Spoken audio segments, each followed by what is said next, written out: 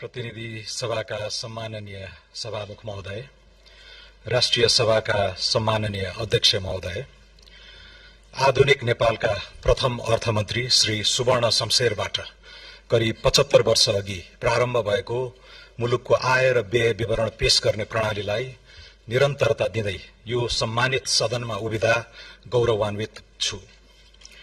जनताको जीवनस्तर बेहतर पार्ने तत्कालीन उद्देश्य आज पनि उत्तिकै सान्दर्भिक छ। यस अवसरमा नागरिक स्वतन्त्रता, लोकतान्त्रिक अधिकार, सामाजिक न्याय र समुन्नत नेपालका लागि भएका विभिन्न आन्दोलनहरूमा जीवन उत्सर्ग गर्नुहुने शहीदहरूप्रति हार्दिक श्रद्धाञ्जली अर्पण गर्नुका साथै आन्दोलनमा आहत नागरिकहरूप्रति समानुभूति व्यक्त गर्दछु।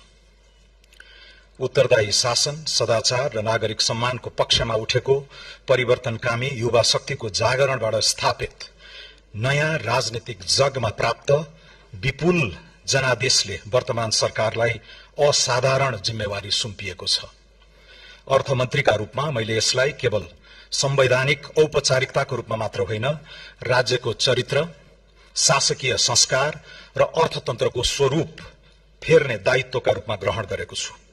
यो बजेट स्वदेश र विदेशमा रहे बसेका सम्पूर्ण नेपालीहरूले उत्पादनमुखी अर्थतन्त्र, अन्तर्राष्ट्रिय प्रतिष्ठा र प्रविधि मैत्री परिवर्तनबारे राख्ने गरेको जायज अपेक्षाको पत्यारिलो नीतिगत उपकरण बन्नेछ भन्ने विश्वास लिएको छु। नेपालको राजनीतिमा उमेरको पुस्तान्तरणसँगै राष्ट्रिय जीवनका सबै आयाममा रूपान्तरणको उत्कट प्रतीक्षा छ। अप्रतिगम्य परिवर्तनले ल्याएको यो अनुकूलतालाई आत्मसात गर्दै नीति, कानून, संस्था, पद्धति, प्रक्रिया, नेतृत्व र नियतमा परिष्कारपूर्वक सुशासनका मानक स्थापित गर्न हामी कटिबद्ध छौं। नीतिगत अन्यल, ढिलासुस्ती, संस्थागत कब्जा र राज्य स्रोतको दोहनको अन्त्य गर्दै परिणाम दिने शासन प्रणाली निर्माण गर्नु आजको आवश्यकता हो। वर्तमान संविधानले सामाजिक तथा सांस्कृतिक बहिष्करणको चक्र तोड्ने महत्वपूर्ण आधार तयार गरेको भए पनि आर्थिक अवसरहरूमा समान पहुँचका लागि अझ गहिरो संरचनात्मक सुधार आवश्यक छ। सूचना तथा संचार एवं कृत्रिम बुद्धिमत्ता, वित्त, व्यापार र लगानीको विशिष्टीकृत विविधीकरण र त्यसको निसीम विस्तार संसारभर फैलिएको नेपाली समुदायको सामूहिक सामर्थ्य र प्रविधिकरणको आक्रामक उपयोगले जन्माएका चुनौती र अवसरहरूलाई पर्गेल्ने समय आएको छ। समन्यायिक आर्थिक वृद्धिको सूचक र निर्माण गर्ने जिम्मेवारी हाम्रै काँधमा छ। यस यात्रामा रचनात्मक सुझाव र सहकार्यका लागि संघीय संसद, राज्यका सबै निकाय, नागरिक समाज तथा सम्पूर्ण नेपाली जनता समक्ष सरकारका तर्फबाट हार्दिक अनुरोध गर्दछु। मुलुकको विद्यमान आर्थिक अवस्थाका परिसूचकहरू, प्रगतिका अवरोध तथा तिनको समाधानका सम्भावित मार्गहरूबारे वर्तमान आर्थिक स्थिति पत्र 2083 सार्वजनिक गरिसकेको छु। आगामी आर्थिक वर्षको नीति तथा कार्यक्रम र विनियोजन विधेयकका सिद्धान्त तथा प्राथमिकताबाट सरकारको सारभूत नीतिगत दिशाबारे प्रकाश पारिसकिएको छ। त्यसैगरी विस्तृत तथ्याङ्कीय चित्रणको दस्तावेज आर्थिक सर्वेक्षण 2082-83 संसदमा पेश भइसकेको छ। मुलुक अहिले बृहत आर्थिक सुधारको निर्णायक मोडमा उभिएको छ। राजनीतिक अस्थिरताको दुष्चक्र समाप्त भएको छ। अधिकांश समष्टिगत आर्थिक परिसूचक सुधारोन्मुख छन्। सुदृढ विदेशी विनिमय सञ्चिति सहित वित्तीय प्रणालीमा पर्याप्त तरलता छ। स्वच्छ ऊर्जा उत्पादन र नयाँ प्रविधिमा विशाल सम्भावना छन् भने युवा जनसाङ्ख्यिक शक्ति ठूलो पुँजीका रूपमा उपस्थित छ। यद्यपि अन्तर्राष्ट्रिय आपूर्ति श्रृङ्खलाको अस्थिरता, आन्तरिक बजारको शिथिलता, उत्पादनशील क्षेत्रमा न्यून लगानी तथा सार्वजनिक संस्थाप्रतिको अविश्वास चुनौतीका रूपमा रहेका छन्। यस बजेटको ध्येय यी चुनौतीलाई अवसरमा रूपान्तरण गर्दै राज्यको सेवा प्रदान क्षमता, निजी क्षेत्रको आत्मविश्वास र नागरिकको भरोसालाई एकै साथ उकास्नु छ। सम्माननीय सभामुख महोदय, सम्माननीय अध्यक्ष महोदय, सुरुमा म आर्थिक वर्ष 2083-84 को बजेट मार्फत बसाल्न खोजिएको थिति र सर्वाङ्गीण विकासको जगसँग सम्बन्धित केही उल्लेख्य सुधारहरूको घोषणा गर्दछु। उद्यम व्यवसायलाई राहत र मध्यम वर्गको विस्तार गरी समग्र अर्थतन्त्रलाई गतिशील बनाउन करका दरमा बृहत पुनरावलोकन गरेको छु। करको बोझ घटाउन आयकरको छुटको सीमा दोब्बर गरी व्यक्तिका लागि 10 लाख रुपैयाँ पुर्याएको छु।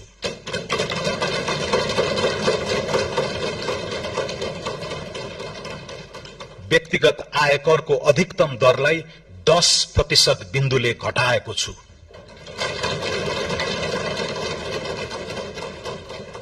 औद्योगिक कच्चा पदार्थको भन्सार महसुल तयारी मालवस्तु भन्दा कम्तीमा एक तह न्यून हुने गरी 273 प्रकारका कच्चा पदार्थमा भन्सार दर घटाएको छु।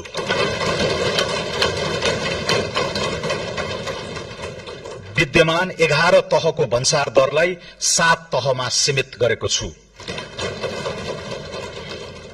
हाल 360 वस्तुमा लागि आएको अन्तशुल्क खारेज गरेको छु। भन्सार बिन्दुमा संकलन हुने पूर्वाधार विकास कर, सड़क मर्मत तथा सुधार दस्तुर जस्ता छरिएका करलाई एकीकृत गरी हरित करमा समाहित गरेको छु। प्राकृतिक व्यक्तिको मृत्यु पश्चातको अस्वैच्छिक निसर्ग एवं निकायमा भएको स्वामित्व परिवर्तनको कारणले नियन्त्रित निकायमा हुने स्वामित्व परिवर्तनमा आयकर ऐन 2058 को दफा 57 आकर्षित नहुने व्यवस्था गरेको छु। सूचीकृत कम्पनीका धितो पत्र बिक्री गर्दा लाग्दै आएको पुँजीगत लाभ कर अन्तिम हुने व्यवस्था गरेको छु।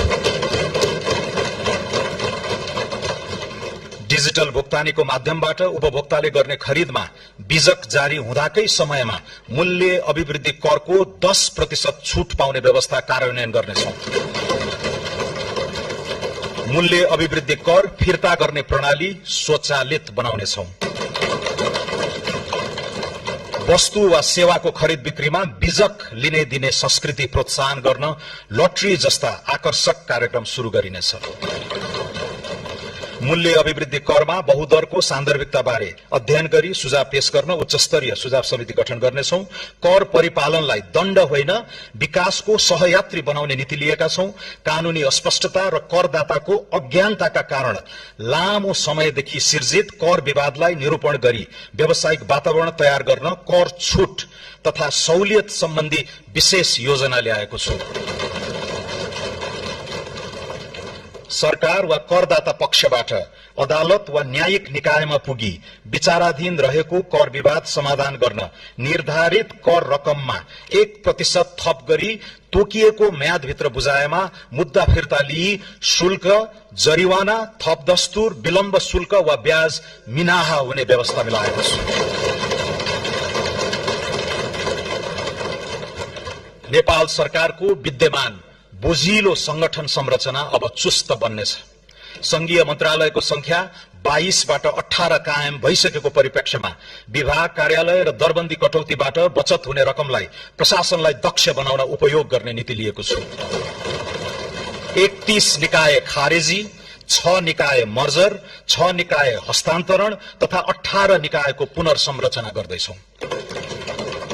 कर्मचारी तन्त्रलाई मर्यादित जीवनयापन गर्न सक्षम, उच्चस्तरीय कार्य सम्पादन, कुशल र जवाफदेही बनाउने उद्देश्यले निजामती, जंगी, प्रहरी र शिक्षकको सेवा सुविधा सम्मानजनक रूपले निरन्तर वृद्धि हुने प्रबन्ध मिलाएका छौं। लागत न्यूनीकरण र दक्षता अभिवृद्धि संस्थागत सुधारको अर्को आयाम हुनेछ।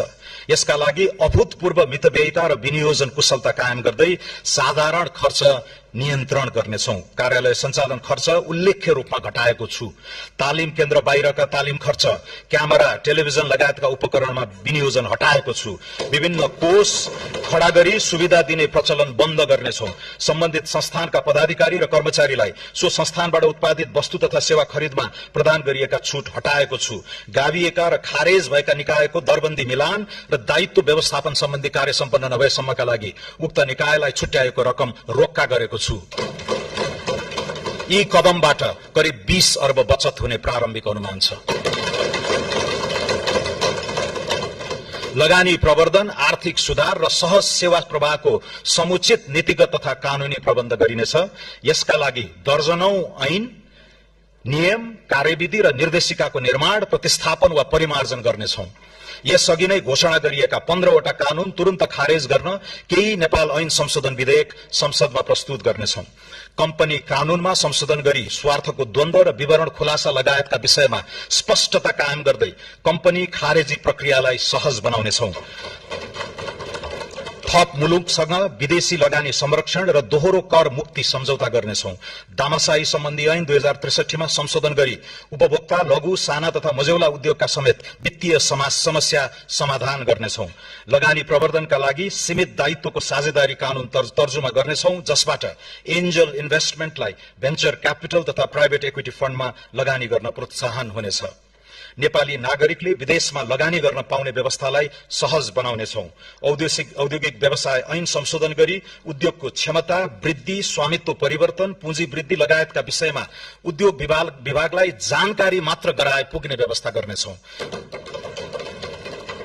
विदेशी लगानी तथा प्रविधि हस्तान्तरण ऐनमा संशोधन गरी लगानी फिर्ताका लागि नेपाल राष्ट्र बैंकको पूर्व स्वीकृति लिनु नपर्ने र जानकारी दिए पुग्ने व्यवस्था गर्नेछौं।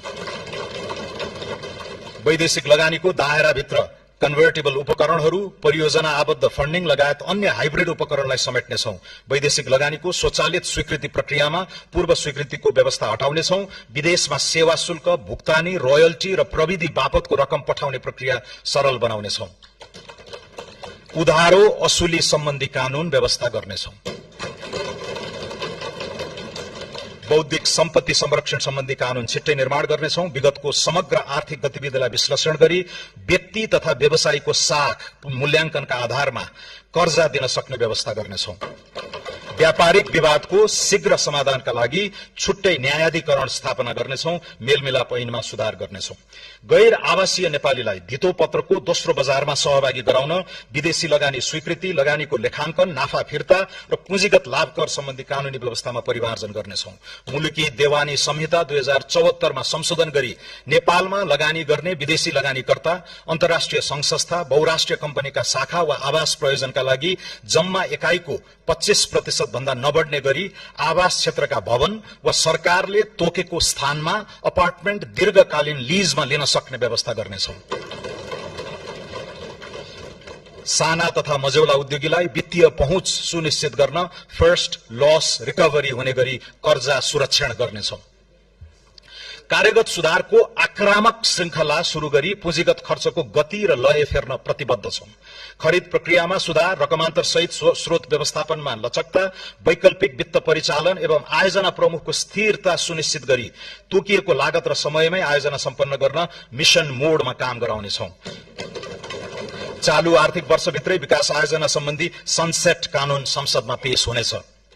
मोबिलाइजेसन पेस्कीको रकम सम्बन्धित आयोजनामा मात्र खर्च गर्न पाउने गरी ट्र्याकिङ गर्ने व्यवस्था मिलाउनेछौं। हाइब्रिड एन्युइटी मोडलमा निर्माण गर्न सकिने पूर्वाधार आयोजनाको प्रारम्भिक पाइपलाइन 3 महिनाभित्र तयार हुनेछ।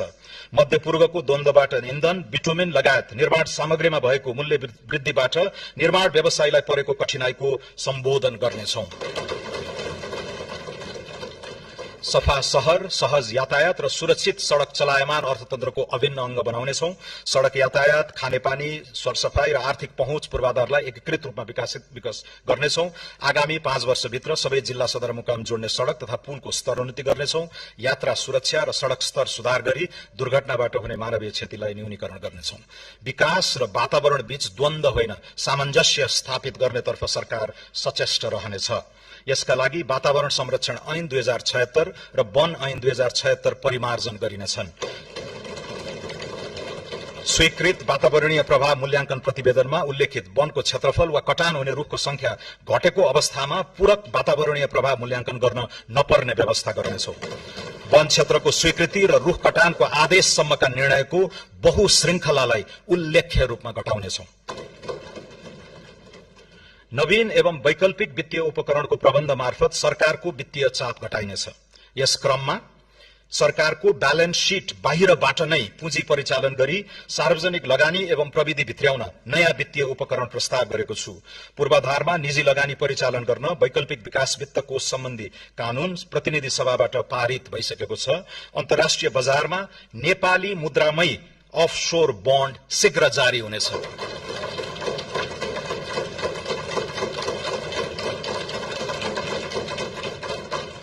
स्वच्छ ऊर्जा बन्ड र डायस्पोरा बन्ड जारी गर्ने र उपलब्ध जलवायु कोषको अधिकतम उपयोग गर्ने नीति लिएको छु। हाल वैदेशिक मुद्राको सुविधाजनक सञ्चित रहेको अवस्थामा केही प्रतिशत रकम सोभरेन वेल्थ फण्डका रूपमा परिचालन गर्ने नीति लिएका छौं। कम्तीमा 3 महिनाको इन्धन भण्डारण, एआई फ्याक्ट्री लगायतका रणनीतिक महत्वका आयोजनामा लगानी गर्न मातृभूमि कोष स्थापना गर्नेछौं। विदेशी ऋण वा लगानीमा आयोजनामा हुने विनिमय जोखिम न्यून गर्न आगामी आर्थिक वर्षदेखि उपयुक्त प्रिमियममा हेजिङ सेवा दिने व्यवस्था मिलाएको छु। पहिलो र दोस्रो सार्वभौम क्रेडिट रेटिङबाट प्राप्त नतिजामा सुधार हुने गरी अनुकूल आर्थिक वातावरण सिर्जना गर्नेछौं। नेपाललाई सम्पत्ति शुद्धिकरण सम्बन्धी ग्रे लिस्टबाट यथाशक्य छिटो हटाउनेछौं। सार्वजनिक संस्थानलाई बलियो बनाउन केहीमा पुँजी वृद्धि र अन्यमा सरकारी शेयर विनिवेश गर्ने प्रबन्ध गरेको छु। राष्ट्रिय वाणिज्य बैंकमा नेपाल सरकारको पुँजी वृद्धि गर्ने प्रस्ताव गरेको छु। नेपाल वायु सेवा निगमलाई कम्पनीमा रूपान्तरण गरी व्यवस्थापन सुधार तथा रणनीतिक साझेदारीको उपयुक्त विधि पहिचान गर्नेछौं। राष्ट्रिय जीवन बीमा कम्पनी र विशाल बजार कम्पनीको शेयर सर्वसाधारणमा निष्कासन गर्नेछौं। जलविद्युत लगानी तथा विकास कम्पनी लिमिटेडलाई उद्देश्य मिल्ने वित्तीय संस्थासँग गाभी पूर्वाधार क्षेत्रको विशिष्टीकृत निकाय बनाउनेछौं। गोरखकाली रबर उद्योग लगायत 7 वटा सार्वजनिक संस्थानको सम्पत्ति तथा दायित्व मूल्याङ्कन डीडीए गरी निजी सार्वजनिक साझेदारी मोडलमा लगानी व्यवस्थापनको काम आगामी वर्षभित्रै सम्पन्न गर्नेछौं। सूचना प्रविधि पूर्वाधारको विस्तारमा सरकारको अर्जुन दृष्टि रहनेछ। नेपाल टेलिकममा संघीय सरकारको 66% शेयर कायम राखी बाँकी शेयर पुस मसान्तभित्र जनस्तरमा बिक्री गर्ने र प्राप्त रकम नेपाललाई टेक हब बनाउन उपयोग गर्नेछौं। सूचना प्रविधि सेवा क्षेत्र विस्तारका लागि विदेशमा लगानी खुला गर्ने प्रबन्ध गरेको छु। नेपालमा बसेर विदेशी रोजगारदाताका लागि काम गर्न पाउने तथा रिमोट वर्कलाई आकर्षित गर्न स्पष्ट कानूनी प्रबन्ध मिलाउनेछौं। सरकारी निकायमा प्रयोग हुने सूचना प्रविधि सफ्टवेयरको खरिद एकै निकायबाट गर्ने व्यवस्था मिलाउनेछौं। डिजिटल सार्वजनिक पूर्वाधार विकासमा लगानी वृद्धि गर्नेछौं। नेपाल राष्ट्र बैंकको सुपरिवेक्षणमा फिनटेक मार्केट प्लेस स्थापना गर्नेछौं।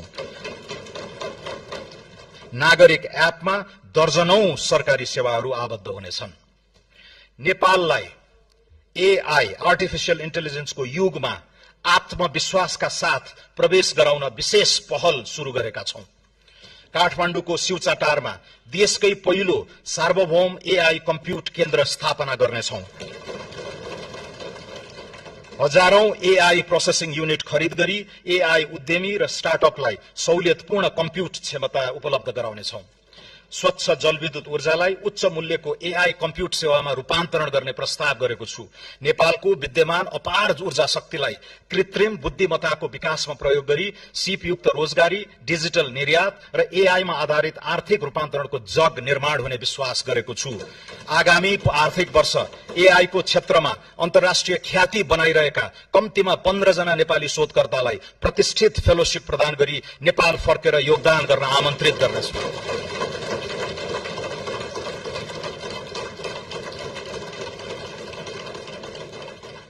एआई को युगमा महत्वपूर्ण भूमिका हुने गणित लगायतका शैक्षिक विधालाई उच्च प्राथमिकता दिनेछौं। लामो समयदेखि थातिरहेको नेपाल विद्युत प्राधिकरणको पुनः संरचना सम्पन्न गरिनेछ।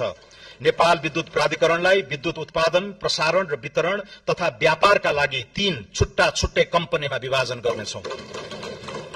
विद्युत खरिद सम्झौता भएका तर निर्माण शुरू नगरेका आयोजनाको अनुमति पत्र खारेज गरी टेक और पे विधिमा नयाँ पीपीए गर्ने प्रबन्ध गर्नेछौं।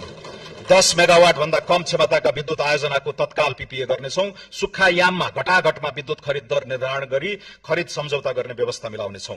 निजी क्षेत्रलाई अन्तर्राष्ट्रिय बजारमा विद्युत व्यापार गर्न पाउने व्यवस्था मिलाउनेछौं। प्रसारण लाइन बनाउने र व्हीलिङ चार्ज लिई विद्युत व्यापार गर्न सक्ने कानूनी व्यवस्था समेत मिलाउनेछौं। जलविद्युत आयोजनाको अनुमति अवधिपछि आयोजनाको स्वामित्व नेपाल सरकारमा हस्तान्तरण हुँदा वनको जग्गा भोगाधिकार र रुख कटान बापतको शुल्क समायोजन गर्ने व्यवस्था मिलाउनेछौं। ठूला तथा जलाशययुक्त आयोजनाको विकासका लागि निजी क्षेत्रलाई प्रोत्साहित गर्न प्रवर्धकले 100% रकम जलाशययुक्त आयोजनामा लगानी गर्ने सुनिश्चित गरेमा पहिलो वर्ष नै 40% सम्म शेयर सर्वसाधारणलाई बिक्री गर्न दिने नीति लिनेछौं। सम्माननीय सभामुख महोदय, सम्माननीय अध्यक्ष महोदय, आर्थिक वृद्धिको उत्तम सम्भावना भएका ग्रामीण एवं शहरोन्मुख क्षेत्रको चतुर्दिक प्रादेशिक विकासमा लगानी बढाउनेछौं। यस्ता क्षेत्रलाई ग्रोथ पोल र क्वाडका रूपमा विकसित गर्न नीतिगत र भौतिक पूर्वाधारको एकीकृत योजना कार्यान्वयन गर्नेछौं। सुनकोशी मरिन डाइभर्जनबाट सिंचित हुने 1,22,000 हेक्टर कमाण्ड क्षेत्रलाई आधार बनाउँदै हुलाकी र पूर्व पश्चिम राजमार्ग विस्तारका बाँकी काम सम्पन्न गरी कृषि र उद्योग क्षेत्रको मध्य मधेस चतुर्भुज क्वाड्राङ्गल बनाइनेछ। मध्य पहाड़ी, पुष्पलाल लोकमार्ग, कर्णाली राजमार्ग, भेरी कोरिडोर र रारादेखि जुम्ला हुँदै फोक्सुण्डोसम्मको कर्णाली चतुर्भुजमा जडीबुटी, जलविद्युत, पर्यटन र खानीजन्य क्रियाकलापले प्रश्रय पाउने व्यवस्था मिलाइनेछ। पूर्व पश्चिम राजमार्गको बुटवल नारायणघाट खण्ड र मुगलिन दमौली पोखरा खण्ड शीघ्र सम्पन्न गर्नेछौं। सिद्धार्थ राजमार्गको अन्तर्राष्ट्रिय स्तरको रूपान्तरण शुरू गरी कालीगण्डकी सभ्यताको उद्गम क्षेत्रलाई तीर्थाटन र स्वच्छ उद्यम व्यवसाय केन्द्रित गण्डकी चतुर्भुज बनाउनेछौं। त्रिवेणी धाम, देवघाट, रुरु क्षेत्र, कागबेनी, मुक्तिनाथ र दामोदर कुण्डलाई एकीकृत गर्दै शालिग्राम पथ विकास गर्नेछौं। लुम्बिनी मुक्तिनाथ धार्मिक सांस्कृतिक मार्गमा आधारित निर्माण पथ प्रवर्धन गर्दै ध्यान, साधना, योग, बौद्ध वैदिक दर्शन तथा मनाङ, मुस्ताङ र म्याग्दीको हिमाली सांस्कृतिक अनुभवलाई एकीकृत गर्नेछौं। मध्य पहाड़ी राजमार्गसँग ओलाङचुङगोला, किमाथाङका, तातोपानी, रसुवागढी, कोरला, हिल्सा जस्ता उत्तरी पर्या व्यापारिक गन्तव्यहरूसँग जोड्ने लक्ष्य राखेका छौं। कोशी टप्पूदेखि कञ्चनजंघासम्मको क्षेत्रलाई समेटी जैविक विविधता संरक्षण र स्वच्छ ऊर्जा विकास केन्द्रित कोशी कोरिडोरको योजना अगाडि बढाउनेछौं। रामा रोशन, खप्तड, बड़ी मालिका, शैलेश्वरी, उग्रतारा र मल्लिकार्जुन क्षेत्र समेटी सुदूरपश्चिममा विशिष्ट पर्यटकीय चतुर्दिक विकास अगाडि बढाउनेछौं।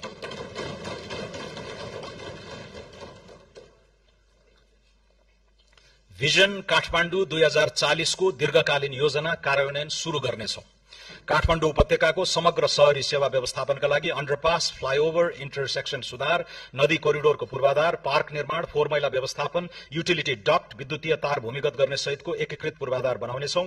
प्रदेश र स्थानीय तहसँगको सहकार्यमा वित्तीय प्रोत्साहन सहित खुला क्षेत्रको संरक्षण र विस्तारका लागि विशेष पहल गर्नेछौं। काठमाडौँ उपत्यकामा विद्युतीय सार्वजनिक बस सञ्चालन, चार्जिङ स्टेशन, ट्र्याकिङ प्रणाली, स्मार्ट बस पार्क, सुदृढ संस्थागत व्यवस्था सहितको स्मार्ट अर्बन मोबिलिटी कार्यक्रम छिट्टै शुरू हुनेछ। पोखरा उपत्यकामा पनि सार्वजनिक बसलाई विद्युतीय बसले प्रतिस्थापन गर्न ई मोबिलिटी सेवा शुरूआत गर्नेछौं। भिजिट नेपाल वर्ष 2085 र नेपाल आरोग्य वर्ष 2027 सफल बनाउन सघन तयारी गर्नेछौं। उच्च मूल्यका पर्यटक लक्षित रिजोर्ट र होटल निर्माण र सञ्चालनलाई भौतिक एवं वित्तीय प्रोत्साहन दिने व्यवस्था गरेको छु। पर्यटन गतिविधिहरूलाई आरोग्य पर्यटनको मूल विषयवस्तुमा ब्रान्डिङ गरी पर्यटकका स्रोत मुलुकहरूमा विविधीकरण गरिनेछ। नेपाललाई युरोपियन युनियनको एयर सेफ्टी लिस्टबाट बाहिर निकाल्न आगामी पुसभित्र नागरिक उड्डयन प्राधिकरणको पुनः संरचना गरी नियामक र सञ्चालकको पृथक भूमिका स्थापित गर्नेछौं।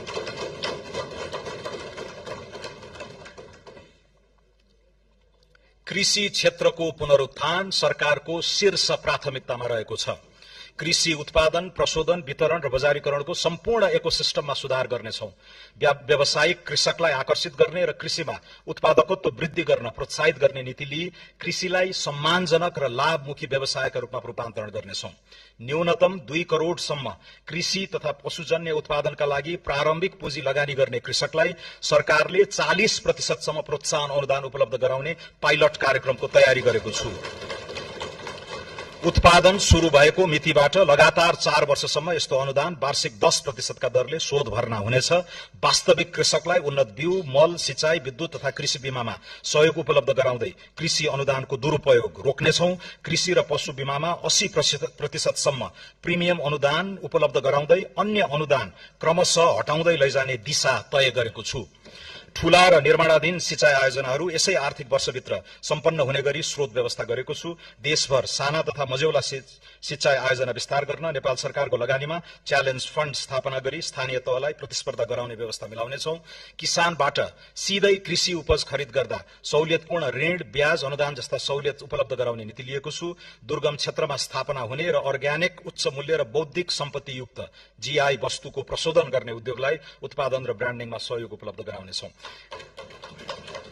कृषि सेवा प्रणालीलाई किसान केन्द्रित सेवा प्रणालीमा रूपान्तरण गरी पुनः संरचना गर्नेछौं।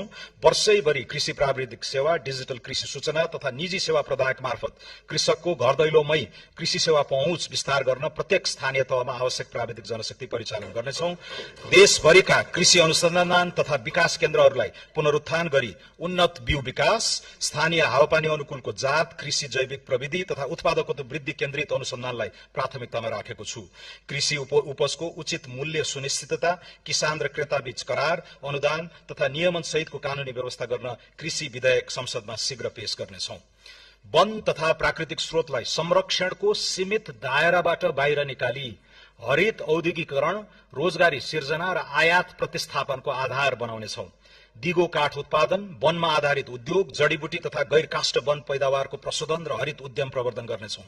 स्वदेशी काठ उद्योगको प्रतिस्पर्धात्मक अभिवृद्धि गर्न विकास निर्माणका क्रममा संकलित कच्चा काठको बिक्री मूल्य पुनरावलोकन गर्नेछौं। वन पैदावारको कटानी, संकलन, ढुवानी र बिक्री वितरण सम्बन्धी अनुमति प्रणालीलाई पूर्ण डिजिटल तथा एकद्वार प्रणालीमा रूपान्तरण गरी प्रक्रियागत झन्झट हटाउनेछौं। सामुदायिक वन उपभोक्ता समूहलाई उत्पादन, प्रशोधन, ब्रान्डिङ र उद्यम सञ्चालनमा थप स्वायत्तता प्रदान गर्नेछौं। वन, वातावरण, उद्योग, ऊर्जा र पूर्वाधार सम्बन्धी कानून तथा नीति बीचको असंगति हटाउनेछौं। वन क्षेत्रको कार्बन स्टक, इकोसिस्टम सेवा तथा प्राकृतिक पुँजीको आर्थिक मूल्याङ्कन गरी बजेट तथा योजना प्रणालीमा समावेश गर्नेछौं। लगानी एक्सप्रेसको अवधारणा कार्यान्वयन गर्न आगामी 3 महिनाभित्र स्वचालित रूट प्रणाली लागू गर्नेछौं।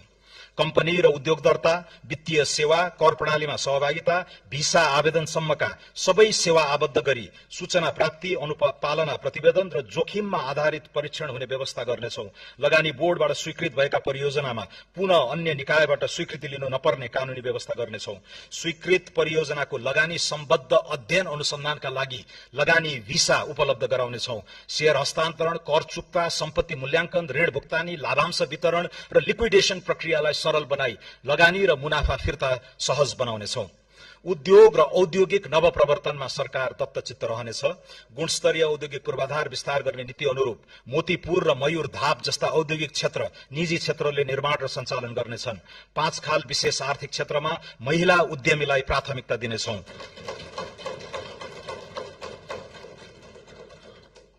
महिला उद्यमीलाई कर्जा प्रवाहमा थप सहुलियत प्रदान गर्नेछौं। विशेष आर्थिक क्षेत्रलाई कर, भन्सार, आयात निर्यात र लगानीको सम्पूर्ण निर्णय एकै थलोबाट हुने विशेष आर्थिक प्रशासन क्षेत्रको व्यवस्था मिलाउनेछौं। उत्पादनमूलक उद्योगको प्रतिस्पर्धात्मक क्षमता अभिवृद्धि गर्न विद्युतको डिमाण्ड शुल्क पुनरावलोकन गर्दै विद्युत महसुलमा छुट दिने व्यवस्था गर्नेछौं। उद्योगीहरूले औद्योगिक क्षेत्र, विशेष आर्थिक क्षेत्र तथा लीजमा उपलब्ध गराइने जग्गामा निर्मित संरचनालाई बैंकिङ प्रयोजनका लागि धितो राख्न सक्नेछन्। पुँजी अभावका कारण पूर्ण क्षमतामा सञ्चालन हुन नसकेका उद्योग तथा व्यवसायलाई व्यावसायिक पुनरुत्थान कर्जा उपलब्ध गराई क्षमता विस्तार र वृद्धिमा प्रोत्साहित गर्नेछौं। नव उद्यम, स्टार्टअप, नवप्रवर्तन र उद्यमशीलतालाई आर्थिक रूपान्तरणको दह्रो आधार बनाउनेछौं। नव उद्यमलाई पहिचान, सीप बजार र वित्तीय पहुँचसँग अनुकूलित गर्दै नाफा आबद्ध कर सहुलियत, सार्वजनिक खरिदमा प्राथमिक पहुँच, डिजिटल दर्ता तथा नियामकीय सहजीकरण मार्फत नव उद्यम सञ्चालन प्रणालीलाई सुदृढ बनाउनेछौं। नव उद्यम वित्त पोषणलाई केवल ऋणमा आधारित मोडेलमा सीमित नराखी प्रारम्भिक चरणमा अनुदान, सम्भाव्यता प्रमाणित उद्यमका लागि सहुलियतपूर्ण कर्जा तथा विस्तार चरणमा वृद्धि पुँजीको व्यवस्था गरिनुको साथै निजी क्षेत्र र गैर आवासीय नेपालीको सह लगानी प्रोत्साहित गर्नेछौं। विज्ञान प्रविधि अनुसन्धान र नवप्रवर्तनका लागि पुँजीगत खर्चको न्यूनतम 1% रकम विनियोजन गरेको छु। व्यक्तिगत क्रेडिट स्कोरिङ प्रणाली लागू गर्दै पियर टु पियर P2P लेनदेनलाई नियमन सहित सञ्चालन गर्नेछौं। कृषि, उद्योग, पर्यटन र जलविद्युत क्षेत्रमा दीर्घकालीन स्थिर ब्याज दरमा कर्जा प्रवाह गर्न नीतिगत व्यवस्था गर्नेछौं। बैंकिङ क्षेत्रमा बढ्दो खराब कर्जा तथा गैर बैंकिङ सम्पत्तिको प्रभावकारी व्यवस्थापन गर्न विशेष कानूनी अधिकार सहित राष्ट्रिय सम्पत्ति व्यवस्थापन कम्पनी पुस मसान्तसम्म स्थापना गर्नेछौं। समग्र शैक्षिक इकोसिस्टममा प्रणालीगत पुनर्संरचना गर्नेछौं। राष्ट्रिय विद्यालय नक्साङ्कन र पूर्वाधार अडिट, शिक्षक क्षमता परीक्षण, एआई तथा एडटेक तत्परता मूल्याङ्कन समेतका आधारमा नवप्रवर्तन तथा सिप केन्द्रित शिक्षा विस्तार गर्न विद्यालय शिक्षामा लगानी बढाउनेछौं। शिक्षा प्रणालीलाई विद्यालय केन्द्रित प्रणालीमा रूपान्तरण गर्दै शैक्षिक गुणस्तर अभिवृद्धि र पूर्वाधार निर्माणमा अभिभावकीय सहयोग स्वीकार गर्ने नीति लिएका छौं। विद्यालय व्यवस्थापन समितिलाई गुणस्तरीय शिक्षा सुनिश्चितताको माध्यम बनाउनेछौं। सम्पूर्ण शैक्षिक संस्थामा सफा शौचालय अभियान सञ्चालन गर्नेछौं। उच्च शिक्षालाई अनुसन्धान, नवप्रवर्तन, ज्ञान उत्पादन र राष्ट्रिय क्षमता निर्माणको केन्द्रका रूपमा पुनः संरचना गर्नेछौं। चिकित्सा, नर्सिङ, सूचना प्रविधि लगायत उच्च शिक्षाका विभिन्न विधामा हाल लगाइएको कोटालाई चालू आर्थिक वर्षभित्र पुनरावलोकन गरी उल्लेख्य वृद्धि गर्नेछौं। उद्योग तथा श्रम बजारसँग प्रत्यक्ष आबद्ध मागमा आधारित सिप प्रणाली विस्तार गर्नेछौं। राष्ट्रिय योग्यता ढाँचा तथा पूर्व सिकाइ मान्यता लागू गरी प्रवासी, अनौपचारिक तथा अनुभवी श्रमिकको सिपलाई औपचारिक मान्यता दिनेछौं। पारिश्रमिक सहितको इन्टर्नशिप प्रणालीलाई संस्थागत गरिनेछ। यो बजेटले स्वास्थ्य सेवामा नीतिगत फड्को मार्ने लक्ष्य लिएको छु। दक्ष स्वास्थ्य जनशक्ति, प्रयोगशाला, अत्यावश्यक औषधि, डिजिटल स्वास्थ्य प्रणाली तथा प्रभावकारी रेफरल सेवा सहितका आधारभूत संस्थाहरूलाई स्वास्थ्य सेवाको प्रथम बिन्दु बनाउने दीर्घकालीन लक्ष्य लिएका छौं। सरकारले निशुल्क उपलब्ध गराउने मध्ये कम्तीमा 25 प्रकारका औषधि उत्पादन गर्न नेपाल औषधि लिमिटेडलाई सक्षम बनाउनेछौं। त्रिभुवन विश्वविद्यालय शिक्षण अस्पताल, चिकित्सा विज्ञान राष्ट्रिय प्रतिष्ठान र पाटन स्वास्थ्य विज्ञान प्रतिष्ठानलाई अन्तर्राष्ट्रिय स्तरको विश्वविद्यालयको रूपमा विकास गरी विदेशी विद्यार्थी समेतलाई शिक्षा प्रदान गर्न सक्षम बनाउनेछौं। सार्वजनिक साझेदारी मोडल, पब्लिक पार्टनरशिप मोडल अन्तर्गत 7 वटै प्रदेशका प्रमुख सरकारी अस्पताललाई चरणबद्ध रूपमा शिक्षण अस्पताल तथा विशिष्टीकृत स्वास्थ्य सेवा केन्द्रमा रूपान्तरण गरिनेछ। कर्मचारी सञ्चय कोष, नागरिक लगानी कोष र सामाजिक सुरक्षा कोषमा रहेको लगानी योग्य स्रोतलाई स्वास्थ्य पूर्वाधार, मेडिकल शिक्षा र विशिष्टीकृत सेवा विस्तारमा परिचालन गर्नेछौं। स्वास्थ्य बीमा कार्यक्रमको व्यापक पुनर्संरचना गर्नेछौं।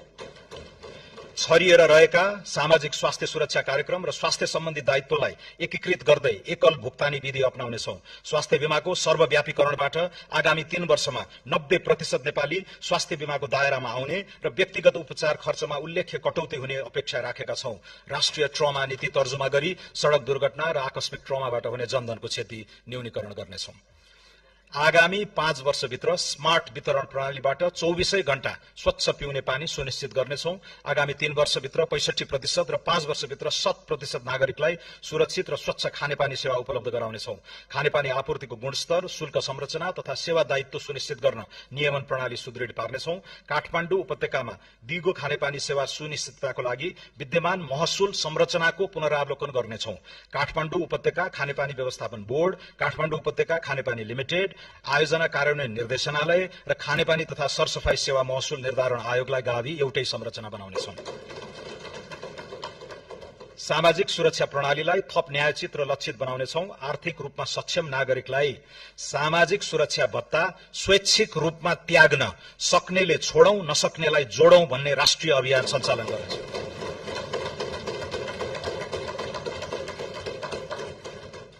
त्यस्तो योगदानलाई अन्तर पुस्तागत न्याय र राष्ट्रिय ऐक्यबद्धताको उदाहरणका रूपमा सम्मान गर्नेछौं। देशैभरिका दलित बालबालिकालाई उपलब्ध गराइएको बाल पोषण भत्तालाई दोब्बर गरी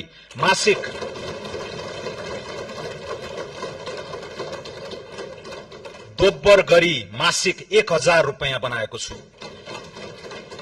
उच्च गरिबी भएका र मानव विकास सूचकाङ्कमा पछाडि परेका मुख्यतः मधेस, कर्णाली र सुदूरपश्चिम प्रदेशका 25 जिल्लाका बालबालिकाले पाउने पोषण भत्तालाई निरन्तरता दिएको छु। श्रमिक र रोजगारदाता अनिवार्य रूपमा श्रम रजिस्ट्रीमा आबद्ध हुनुपर्ने व्यवस्था गर्नेछौं।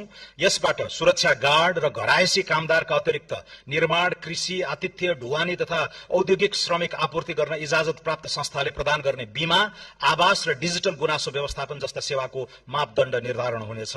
श्रम क्षेत्रमा लिखित सम्झौता, न्यूनतम ज्याला, बीमा, कार्यस्थल सुरक्षा मापदण्ड तथा बैंक मार्फत पारिश्रमिक भुक्तानी अनिवार्य गर्नेछौं। कार्यस्थल दुर्घटनामा अनिवार्य क्षतिपूर्ति र बीमा दावी प्रणाली थप प्रभावकारी बनाउनेछौं। पुष मसान्तभित्र श्रम न्यायाधिकरण मार्फत श्रम विवादको शीघ्र समाधान गर्ने र सम्झौता उल्लङ्घन, ज्याला ठगी तथा श्रम शोषणलाई आर्थिक अपराध सरह कानूनी दायरामा ल्याउने प्रणाली विकास हुनेछ।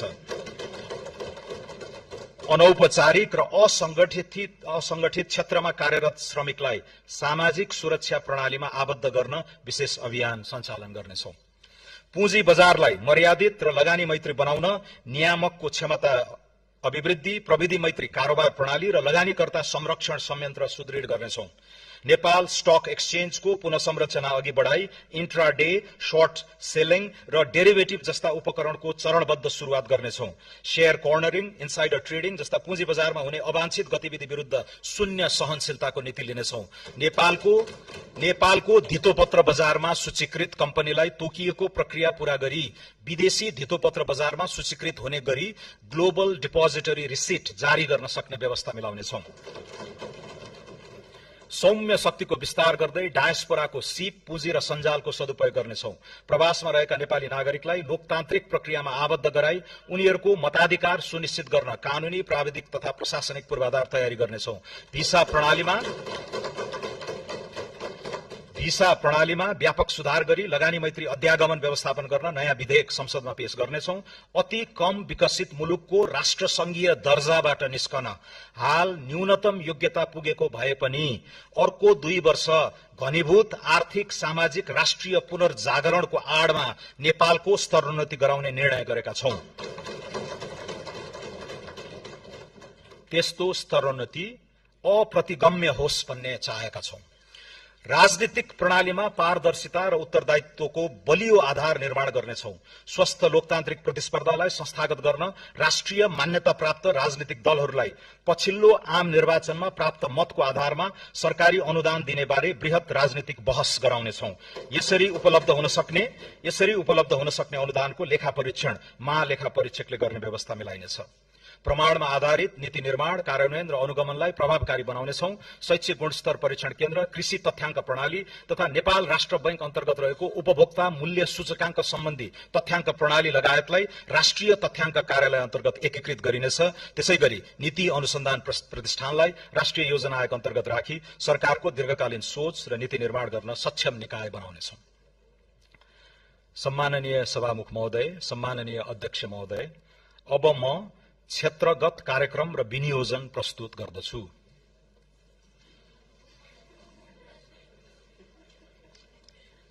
सडक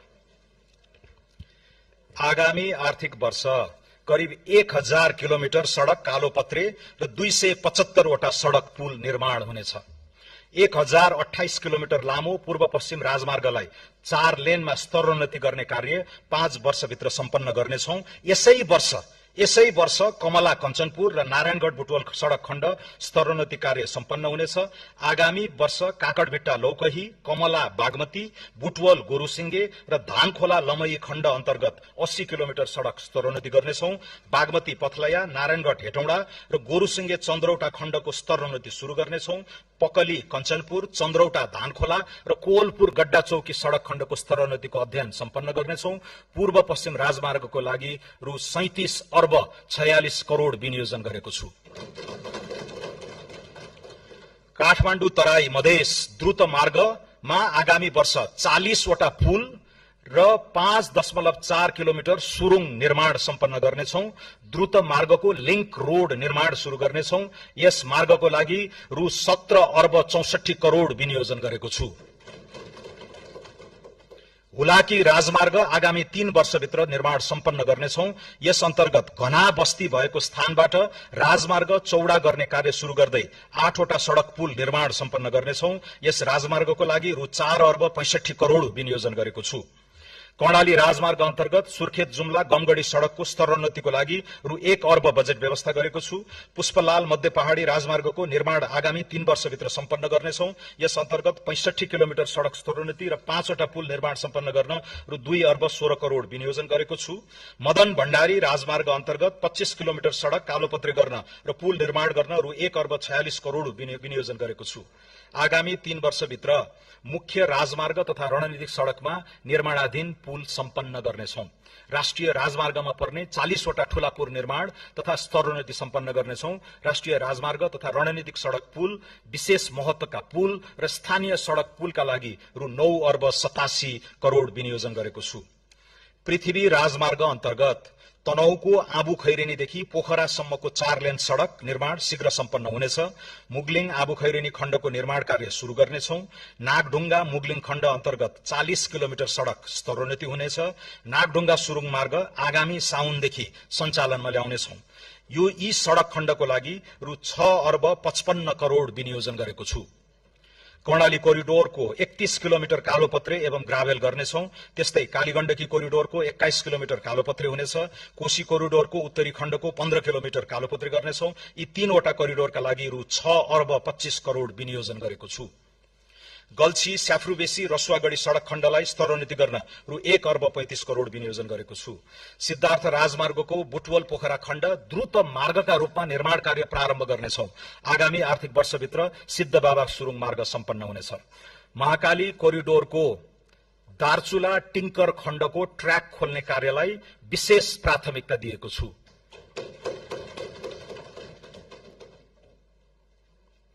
मेची अरूण तमोर भेरी सेती कोरिडोर र खुटिया दिपायल सड़कको स्तरोन्नति कार्यलाई तीव्रता दिइनेछ। काठमाडौँ चक्रपथ विस्तार अन्तर्गत कलंकी वसुन्धरा खण्ड विस्तार कार्य शुरू गर्नेछौं। वसुन्धरा चाबैल कोटेश्वर खण्डको डिजाइन सम्पन्न गर्नेछौं। टोखा छहरे सुरुङ मार्गको विस्तृत सम्भाव्यता अध्ययन गर्नेछौं। कर्णालीको जनजीवनलाई सहज गर्न जाजरकोटको मुलसामदेखि जुम्लाको टोपला सुरुङ मार्गको सम्भाव्यता अध्ययन गर्नेछौं। खुरकोट चियाबारी, थानकोट चितलाङ, मजेमटार शक्तिखोर र चिसापानी बबई सुरुङ निर्माण सम्बन्धी अध्ययन गर्नेछौं। प्रमुख सड़क चोकमा ट्राफिक संकेत, चोक सुधार, सड़क रेखांकन, क्र्याश ब्यारियर र डिवाइडर जडान तथा मर्मतलाई निरन्तरता दिई सड़क सुरक्षाका लागि रु 2 अर्ब 46 करोड़ विनियोजन गरेको छु। बर्दिवासदेखि काठमाडौँ तराई मधेस द्रुत मार्ग प्रस्थान बिन्दुसम्मको रेल मार्ग निर्माण कार्य अगाडि बढाउनेछौं। निर्माणाधीन बथनाहा विराटनगर तथा जनकपुर जयनगर बर्दिवास रेल मार्गको बाँकी कार्य सम्पन्न गर्न रकम विनियोजन गरेको छु।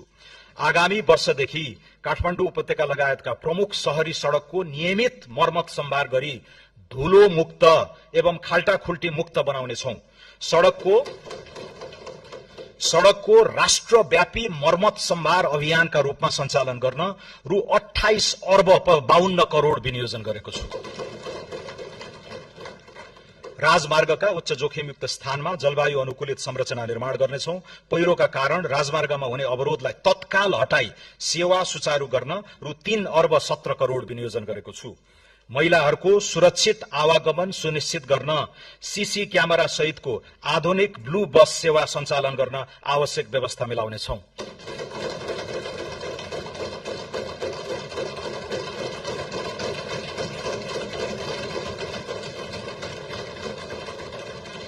शहरी विकास मध्य पहाड़ी लोकमार्ग आसपासका 12 स्थानमा पहिचानयुक्त शहर निर्माण गर्न जग्गा विकास र पूर्वाधार निर्माण कार्यलाई निरन्तरता दिन रु 1 अर्ब 83 करोड़ विनियोजन गरेको छु। देशका प्रमुख शहरहरूमा एकीकृत फोहोर मैला व्यवस्थापन, ढलमुक्त नदी अभियान र नदी किनारामा हरियाली प्रवर्धनका लागि रु 4 अर्ब 19 करोड़ विनियोजन गरेको छु। जेनजी आन्दोलनका क्रममा क्षति भएका सरकारी भवनको प्रबलीकरण तथा पुनर्निर्माण कार्यलाई प्राथमिकता दिनेछौं। जाजरकोट तथा रुकुम पश्चिम लगायतका जिल्लामा भूकम्पबाट क्षतिग्रस्त निजी आवास र सरकारी भवन पुनर्निर्माण कार्य सम्पन्न गर्न आवश्यक स्रोत विनियोजन गरेको छु। हालसम्म सड़क सञ्जालबाट नजोडिएका स्थानीय तहका केन्द्रलाई राष्ट्रिय राजमार्ग वा नजिकको प्रदेश राजधानीसँग सर्वयाम सञ्चालन हुने सड़कमा जोड्ने गरी स्थानीय तह केन्द्र पहुँच सुधार कार्यक्रम अगाडि बढाउनेछौं। नागरिकलाई आधारभूत यातायात सेवामा पहुँच बढाउन बढीमा 30 मिनेटको पैदल यात्राको दूरी नबढ्ने गरी झोलुङ्गे पुल निर्माण गर्न रु 5 अर्ब 14 करोड़ बजेट विनियोजन गरेको छु। राष्ट्रिय आवास कम्पनी लिमिटेड अन्तर्गत आवासीय परियोजना सञ्चालन गर्न पहिलो चरणमा झापा जिल्लाको मेचीनगर नगरपालिकामा 100 वटा भवन निर्माण गरी सर्वसाधारणलाई बिक्री वितरण गर्नेछौं। सडक तथा शहरी पूर्वाधार विकासका लागि 286 अर्ब 48 करोड विनियोजन गरेको छु।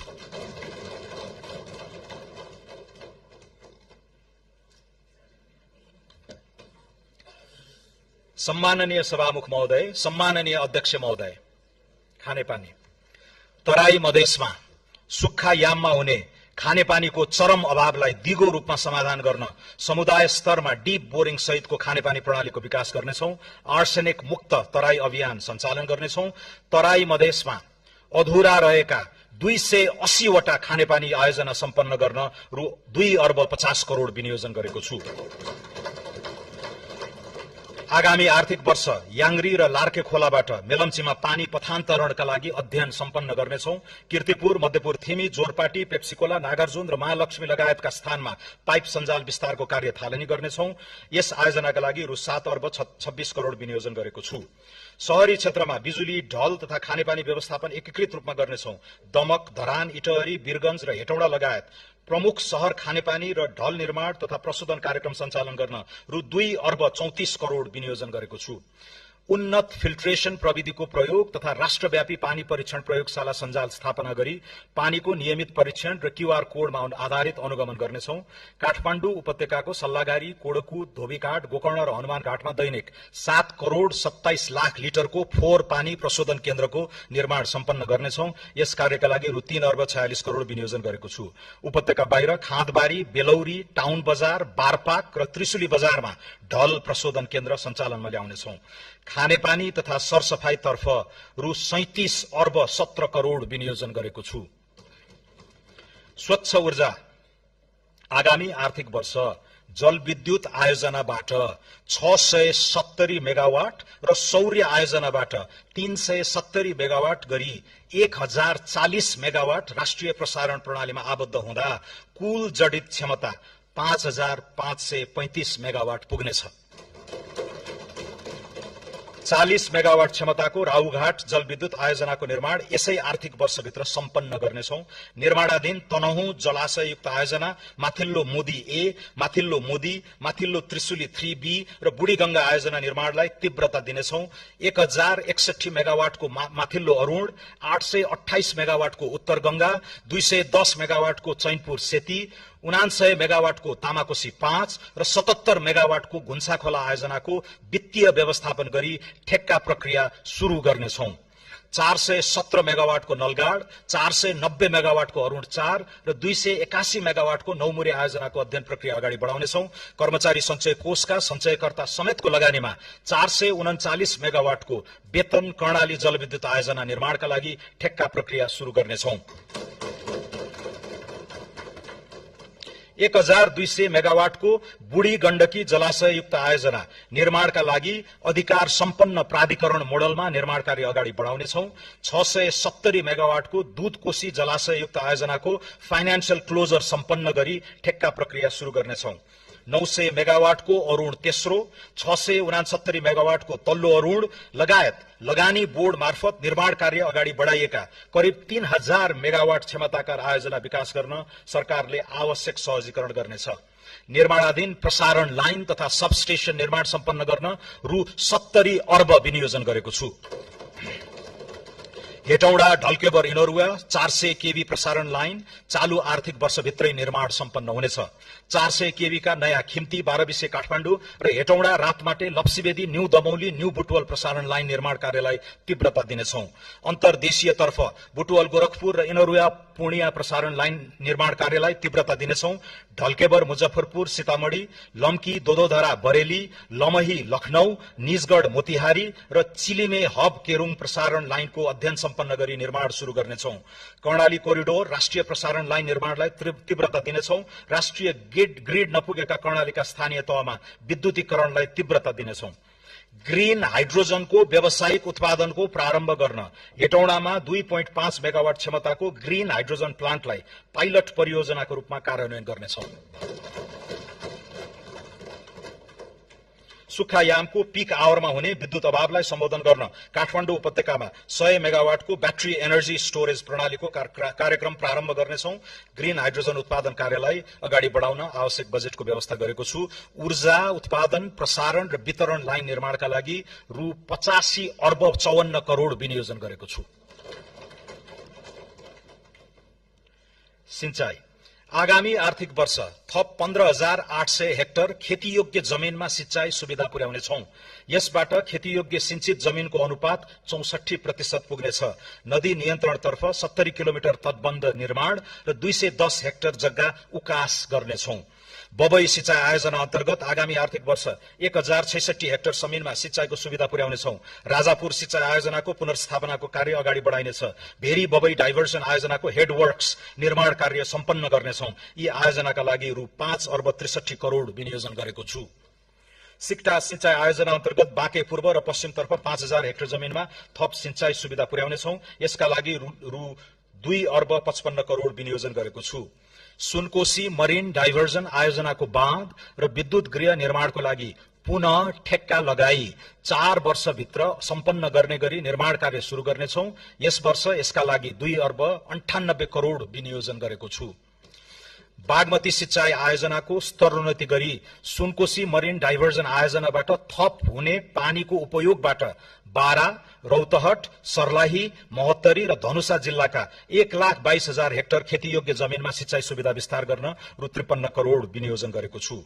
महाकाली सिंचाई आयोजनाको कमाण्ड क्षेत्र विस्तार गर्नेछौं। रानी जमरा कुलरिया आयोजनाको लम्की खण्डको पूर्वाधार विकास गर्नेछौं। बृहत दाङ उपत्यका सिंचाई आयोजना र प्रगन्ना बडकापथ सिंचाई आयोजनाबाट 2380 हेक्टर जमिनमा थप सिंचाई उपलब्ध गराउन रु 1 अर्ब 21 करोड विनियोजन गरेको छु। नौमुरे बहुउद्देश्य सिंचाई आयोजनाबाट कपिल वस्तुमा सिंचाई गर्ने गरी आवश्यक पूर्व तयारी सम्पन्न गर्नेछौं। बाढ गंगा सिंचाई आयोजनाको पुनर्स्थापना र मर्मत सम्भार गर्नेछौं। नारायणी सिंचाई आयोजना पुनर्स्थापनाका लागि बजेट छुट्याएको छु। सुनसरी मोरङ, चन्द्रनहर, कमला, नारायणी गण्डक, कोशी पम्प लगायतका सिंचाई प्रणालीको मर्मत सम्भार तथा पुनर्स्थापनाका लागि रु 44 करोड विनियोजन गरेको छु। सतह सिंचाईको सेवा नपुगेका तराई मधेसका थप 3,980 हेक्टर खेतीयोग्य जमिनमा भूमिगत सिंचाई सुविधा पुर्याउन रु 1 अर्ब 83 करोड विनियोजन गरेको छु। त्यसैगरी सर्लाही र धनुषा जिल्लामा स्मार्ट प्रविधिको प्रयोग गरी भूमिगत सिंचाई सुविधा पुर्याउन आवश्यक रकम व्यवस्था गरेको छु। पहाड़ी तथा हिमाली क्षेत्रका कृषि योग्य टारहरूमा लिफ्ट सिंचाई प्रणाली मार्फत भरपर्दो सिंचाई सुविधा उपलब्ध गराउन रु 80 करोड विनियोजन गरेको छु। पहाड़का टारहरूमा लिफ्ट सिंचाई आयोजनाबाट आगामी वर्ष 2230 हेक्टर जमिनमा थप सिंचाई सुविधा विस्तार गर्नेछौं। महाकाली, कर्णाली, नारायणी, कोशी लगायतका ठूला तथा मझौला नदीहरूको व्यवस्थापन कार्यका लागि रकम विनियोजन गरेको छु। सूचना तथा संचार दूरसञ्चार प्राधिकरण विधेयक संसदमा पेश गर्नेछौं। नवीनतम प्रविधिको प्रयोगलाई तीव्रता दिँदै गुणस्तरीय दूरसञ्चार सेवाको पहुँच बढाउनेछौं। कर्णाली र सुदूरपश्चिम प्रदेशमा गुणस्तरीय टेलिफोन सेवा र नेटवर्क विस्तार गरिनेछ। सरकारी मुद्रणका लागि स्थापित विभिन्न संरचनालाई एक आपसमा गाभी एकीकृत सुरक्षित मुद्रण संस्थाको स्थापना गर्नेछौं। नेपालमा दर्ता भएका सामाजिक सञ्जाल मार्फत व्यावसायिक क्रियाकलाप विस्तार गर्न प्रोत्साहन गर्नेछौं। छापा तथा विद्युतीय सञ्चार माध्यमबाट हुने लोक कल्याणकारी विज्ञापनका लागि रु 33 करोड विनियोजन गरेको छु। सूचना तथा संचार क्षेत्रका लागि रु 5 अर्ब 93 करोड विनियोजन गरेको छु। सम्माननीय सभामुख महोदय, सम्माननीय अध्यक्ष महोदय, खेलकुद खेल पूर्वाधारलाई युवा विकास र स्थानीय अर्थतन्त्रसँग जोड्दै आगामी 3 वर्षभित्र कम्तीमा 8000 दर्शक क्षमताका 10 वटा फुटबल रंगशालालाई फ्लड लाइट सहितको स्तरोन्नति गर्नेछौं।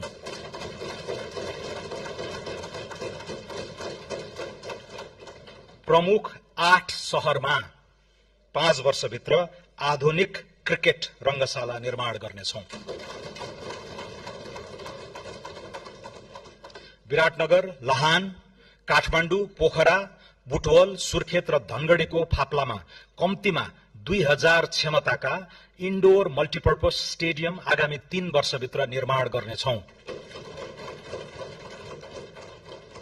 मूलपानी क्रिकेट रंगशाला तथा एकेडेमी, गिरिजा प्रसाद कोइराला क्रिकेट रंगशाला र कैलालीको फाप्ला क्रिकेट रंगशाला निर्माणका लागि डिजाइन पुनरावलोकन गरी लगानी मोडालिटी तयार गर्नेछौं।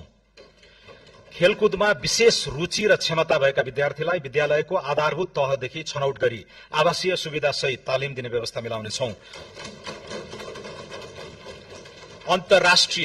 अन्तर्राष्ट्रिय पदक जित्ने खेलाडीलाई अवकाशपछि सम्मानजनक जीवन जिउन सक्ने गरी आजीवन निशुल्क स्वास्थ्य उपचारको व्यवस्था गर्नेछौं।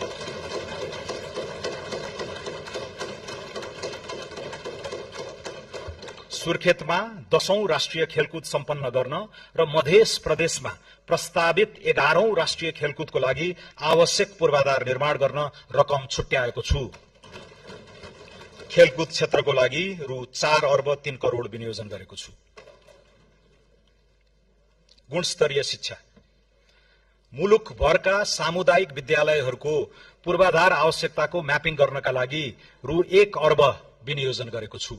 सुदूरपश्चिम प्रदेशको गेटा स्थित शहीद दशरथ चन्द स्वास्थ्य विज्ञान विश्वविद्यालयमा शैक्षिक सत्र 83-84 देखि एमबीबीएस लगायत चिकित्सा शिक्षाका 4 वटा विधामा कार्यक्रम सञ्चालन गर्नेछौं। विद्यालय तहदेखि उच्च शिक्षासम्मका लक्षित विद्यार्थी छात्रवृत्तिका लागि रु 8 अर्ब 60 करोड़ विनियोजन गरेको छु। संगीत, कला तथा साहित्य सम्बन्धी अध्ययनलाई देशैभर प्रवर्धन गर्नेछौं। राजगुठी लगतमा दर्ता रहेको त्रिपुरेश्वर महादेव मन्दिर परिसरमा गुठी रिसर्च इन्स्टिट्यूट एवं एथनो म्युजिकोलोजी सेन्टर स्थापनाका लागि रकम छुट्याएको छु। अन्तर्राष्ट्रिय स्तरका उच्च श्रेणीमा रहेका विश्वविद्यालयलाई नेपालमा क्याम्पस सञ्चालन गर्न नीतिगत व्यवस्था र प्रोत्साहन गर्नेछौं। स्वदेशी र विदेशी प्राध्यापकहरू बीच प्राज्ञिक आदान प्रदान कार्यक्रम शुरू गर्नेछौं। विश्वविद्यालयलाई शैक्षिक, प्रशासनिक तथा वित्तीय स्वायत्तता प्रदान गरी लागत साझेदारी मोडलमा सञ्चालन गर्न कानूनी प्रबन्ध मिलाउनेछौं।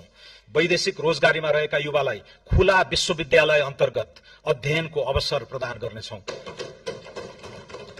विभिन्न प्रदेशका सामुदायिक विद्यालयमा कक्षा 5 देखि कक्षा 8 सम्म अध्ययनरत विद्यार्थी तथा शिक्षक विद्यार्थी आदान प्रदान कार्यक्रम सञ्चालन गर्नेछौं। मानव विकास सूचकाङ्कमा पछाडि परेका समुदायको आधारभूत शिक्षामा पहुँच सुनिश्चित गर्न आवासीय विद्यालय सञ्चालन गर्नेछौं। यस कार्यक्रम चितवन जिल्लाको चेपाङ समुदायबाट शुरू गर्नेछौं।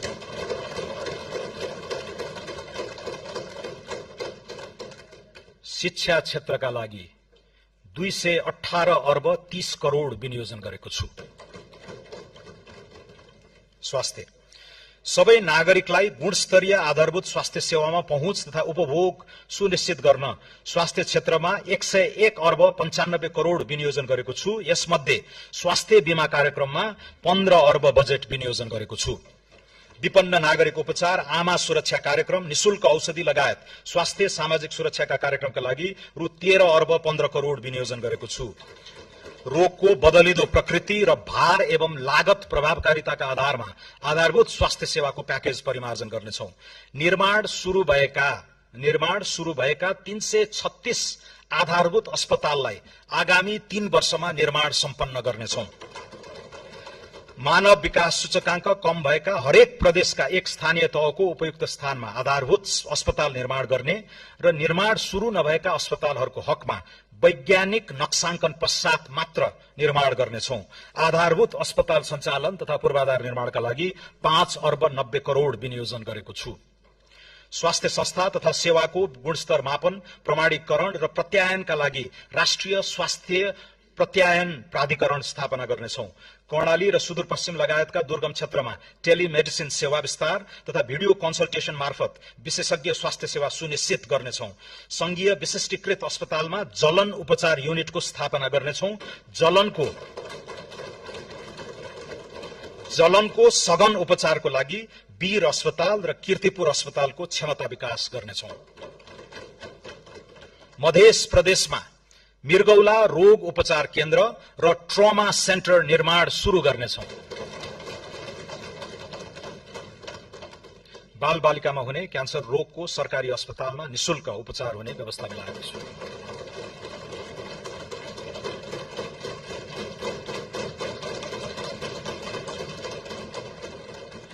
नागरिक स्तरबाट स्थापना भई अन्तर्राष्ट्रिय क्षेत्रमै ख्याति प्राप्त अनुकरणीय सर्वसुलभ स्वास्थ्य सेवा उपलब्ध गराउने स्वास्थ्य संस्थालाई प्रोत्साहित गर्नेछौं। यस अन्तर्गत धुलीखेल सामुदायिक अस्पताल र काठमाडौँ इन्स्टिट्युट अफ चाइल्ड हेल्थको स्तरोन्नति गर्न बजेट विनियोजन गरेको छु। तिलगंगा आँखा प्रतिष्ठानलाई लेन्स उत्पादनमा प्रोत्साहित गर्न कर सहुलियत प्रदान गरेको छु। हाई अल्टिट्युड सिकनेस उपचार सेवा विस्तार गर्नेछौं। महामारी रोकथाम एवं प्रतिकारका लागि प्रभावित क्षेत्रमा द्रुत प्रतिकार्य टोली परिचालन गर्नेछौं। देशभित्र उत्पादन वा आपूर्ति हुने औषधि, रोग निदानात्मक र अन्य स्वास्थ्यजन्य खाद्यान्न सामग्रीहरूको गुणस्तर र नियमन सुनिश्चित गर्न फूड एन्ड ड्रग एडमिनिस्ट्रेशन स्थापना गर्नेछौं। सम्पूर्ण स्वास्थ्य संस्थाहरूमा रियल टाइम अनुगमनका लागि एक नागरिक एक डिजिटल प्रोफाइल प्रणाली कार्यान्वयनमा ल्याउनेछौं। सामुदायिक, सहकारी र निजी क्षेत्रको सहकार्यमा सबै स्वास्थ्य संस्थामा सुलभ फार्मेसी सञ्चालन गर्नेछौं। राष्ट्रिय औषधि प्रयोगशालाको स्तरोन्नति गर्नेछौं। बीपी कोइराला मेमोरियल क्यान्सर अस्पतालमा पीईटी स्क्यान, साइक्लोट्रोन मेसिन खरिद तथा जडान गर्न पुँजीगत अनुदानका लागि रु 32 करोड विनियोजन गरेको छु।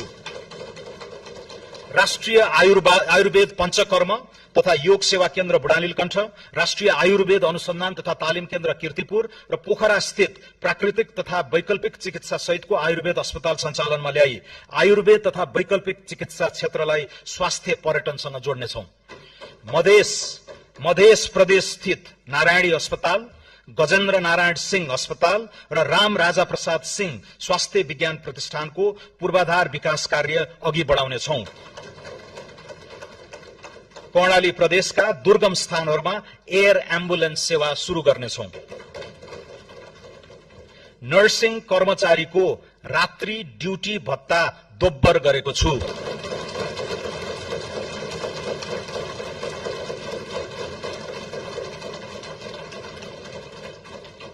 महिला स्वास्थ्य स्वयंसेविकालाई प्रदान गरिँदै आएको यातायात खर्चमा 50% वृद्धि गरेको छु।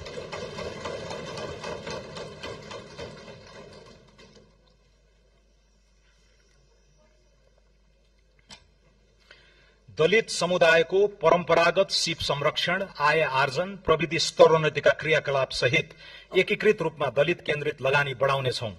देशैभरिका 5 वर्ष मुनिका दलित समुदायका बालबालिकाको पोषण सहायताका लागि रु 3 अर्ब विनियोजन गरेको छु। जेनजी आन्दोलनका शहीदको सम्मान गरिनुका साथै शहीद परिवारको लागि सम्मानजनक आर्थिक सहायता सुनिश्चित गरिसकिएको छ। आन्दोलनका घाइतेका लागि निशुल्क स्वास्थ्य उपचार, घाइतेको अवस्था अनुसार मासिक भत्ता र उद्यमशीलता विकासका कार्यक्रम सञ्चालन गर्नेछौं। सरकारी कार्यालयले निर्माण गर्ने भौतिक संरचना, डिजिटल प्रविधि, वेबसाइट र सफ्टवेयरहरू सबै किसिमका अपाङ्गता भएका व्यक्तिले प्रयोग गर्न मिल्ने ढाँचामा विकास गर्दै लैजानेछौं। सबै प्रदेशमा अपाङ्ग पुनर्स्थापना केन्द्र स्थापना गर्दै जानेछौं। अटिजम भएका बालबालिकालाई लक्षित गरी पूर्वाधारयुक्त आवासीय नमूना विद्यालय सञ्चालन गर्नेछौं। गिग वर्करलाई औपचारिक श्रम र सामाजिक सुरक्षाको दायरामा ल्याउनेछौं। जीवन चक्रका विभिन्न चरणमा हुन सक्ने जोखिमबाट संरक्षण प्रदान गर्न सामाजिक सुरक्षातर्फ रु 120 अर्ब विनियोजन गरेको छु। लैंगिक हिंसा निवारण सम्बन्धी एकीकृत विधेयक तर्जुमा गर्नेछौं। प्रदेश र स्थानीय सरकारसँगको सहकार्यमा सड़क बालबालिका तथा ज्येष्ठ नागरिकको पारिवारिक पुनर्मिलन तथा सामाजिक पुनर्स्थापना गर्नेछौं। नेपाललाई सड़क बालबालिका मुक्त राष्ट्र घोषणा गर्नेछौं। समतामूलक, सभ्य र सुसंस्कृत समाजको निर्माणका लागि छुवाछुत तथा भेदभाव विरुद्ध राष्ट्रिय अभियान सञ्चालन गर्नेछौं। बाल श्रम, लैंगिक हिंसा, यौन दुर्व्यवहार, छाउपडी, महिनावारी विभेद, बाल विवाह जस्ता सामाजिक विकृतिको अन्त्यका लागि तीनै तहबाट सामाजिक रूपान्तरण अभियान सञ्चालन गर्नेछौं। लैंगिक तथा यौनिक अल्पसंख्यक समुदायको मर्यादित जीवनयापनका लागि सामाजिक अन्तर्घुलन कार्यक्रम सञ्चालन गर्नेछौं। महिला उद्यमशीलता विकासका लागि स्थानीय तहमा जीविकोपार्जन सुधार कार्यक्रम सञ्चालन गर्नेछौं। बाल सुधार गृहको पूर्वाधार तथा व्यवस्थापनका लागि रु 31 करोड विनियोजन गरेको छु। दुर्गम क्षेत्रका ज्यान जोखिममा रहेका गर्भवती तथा सुत्केरी महिला र नवजात शिशुको हवाई उद्धार गर्न रकम विनियोजन गरेको छु। महिला बालबालिका लैंगिक तथा यौनिक अल्पसंख्यकतर्फ रु 2 अर्ब 27 करोड़ विनियोजन गरेको छु। कृषि विकास तथा भूमि व्यवस्थापन, रासायनिक मल खरिदका लागि चालू आर्थिक वर्षको विनियोजनमा वृद्धि गरी रु 32 अर्ब 46 करोड़ पुर्याएको छु। रासायनिक मल आपूर्ति क्यालेण्डर तयारी गरी मुख्य खाद्य बाली लगाउने समयमा सहज वितरण हुने व्यवस्था मिलाउनेछौं। राष्ट्रिय कृषि आधुनिकीकरण कार्यक्रमका लागि रु 2 अर्ब 7 करोड़ विनियोजन गरेको छु। किसानको पहिचान कार्य आगामी आर्थिक वर्षमा सम्पन्न गरी परिचय पत्र वितरण शुरू गर्नेछौं। कृषि योग्य नदी उकास लगायत उपयोगविहीन सरकारी जग्गा र बाँझो जमिनको उपयोग गर्न स्थानीय तहमा भूमि बैंकको स्थापना र निजी क्षेत्रलाई एग्रो पुलिङ गर्न प्रोत्साहन गर्नेछौं। सिराहा र सप्तरीमा आँप तथा सर्लाहीमा गोलभेडा प्रशोधन केन्द्र स्थापना गर्नेछौं।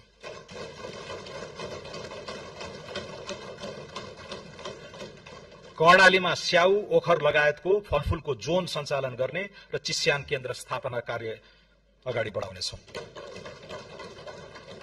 उपयोग नभएको खेतीयोग्य व्यक्तिगत जमिनलाई व्यावसायिक कृषि कम्पनीको शेयरमा परिणत गरी कृषि तथा पशुपालन फर्म सञ्चालन गर्न प्रोत्साहित गर्नेछौं। प्राङ्गारिक मल र हरियो मल प्रवर्धन गर्न स्थानीय तहलाई सशर्त अनुदान हस्तान्तरण गर्न रु 36 करोड़ विनियोजन गरेको छु। नेपाल विद्युत प्राधिकरण र निजी क्षेत्रको सहकार्यमा कम्पनी मोडलमा ग्रीन यूरिया मल उद्योग सञ्चालन गर्न दिनेछौं। निजी क्षेत्रबाट ग्रीन यूरिया उत्पादन प्रवर्धन गर्न खरिद ग्यारेन्टी सम्झौता गरी सहुलियत दरमा विद्युत उपलब्ध गराउने व्यवस्था मिलाउनेछौं। कृषि बीमाको प्रिमियममा दिइने अनुदान सहुलियतका लागि रु 2 अर्ब 19 करोड़ विनियोजन गरेको छु। किसानलाई वित्तीय पहुँच प्रदान गर्न र नगद प्रवाह व्यवस्थापन गर्न कृषि उपज भण्डारणको प्रमाणीकरणका आधारमा वेयरहाउस रिसिट फाइनान्सिङ गर्ने व्यवस्था मिलाउनेछौं।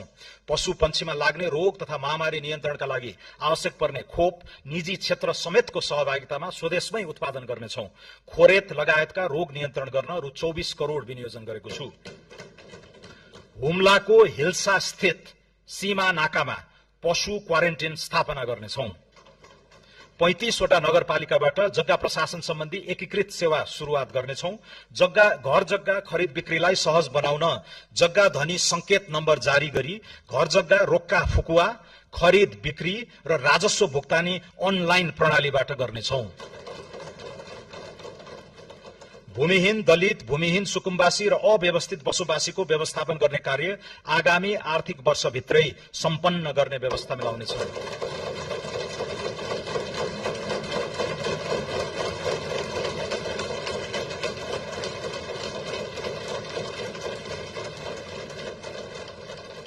कृषि तथा पशुपन्छी विकासका लागि रु 46 अर्ब 92 करोड़ विनियोजन गरेको छु। वन, वातावरण तथा जलवायु अनुकूलन, चुरे तथा तराई मधेस क्षेत्रको जलचक्रलाई दिगो बनाउन पानीका स्रोत संरक्षण तथा पोखरी निर्माण, पहिरो नियन्त्रण, तटबन्ध निर्माण लगायतका क्रियाकलाप सञ्चालन गर्न करिब रु 1 अर्ब विनियोजन गरेको छु।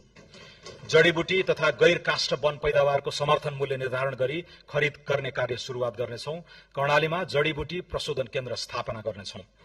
कार्बन उत्सर्जन कटौती बापत प्राप्त लाभमा स्थानीय समुदायलाई प्राथमिकता दिई उत्सर्जन न्यूनीकरणका लागि नतिजामा आधारित रेड प्लस कार्यक्रम सञ्चालन गर्नेछौं। अन्तर्राष्ट्रिय जलवायु कोषको सहुलियतपूर्ण पुँजीमा निजी क्षेत्रको पहुँच पुग्ने व्यवस्था गर्नेछौं। डढेलो नियन्त्रणका लागि ड्रोन तथा स्याटेलाइटको उपयोग गरी रियल टाइम सूचना आदान प्रदान गर्नेछौं। जोखिमयुक्त क्षेत्रमा मानव वन्यजन्तु सह अस्तित्व कार्यक्रम सञ्चालन गर्नेछौं।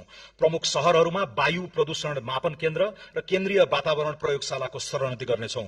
वन, वातावरण तथा जलवायु क्षेत्रको लागि रु 12 अर्ब 31 करोड़ विनियोजन गरेको छु। संस्कृति तथा पर्यटन, ऐतिहासिक स्थलहरू तिलौराकोट, देवदह, कपिलवस्तु र रामग्रामको बृहत पूर्वाधार विकास गर्नेछौं।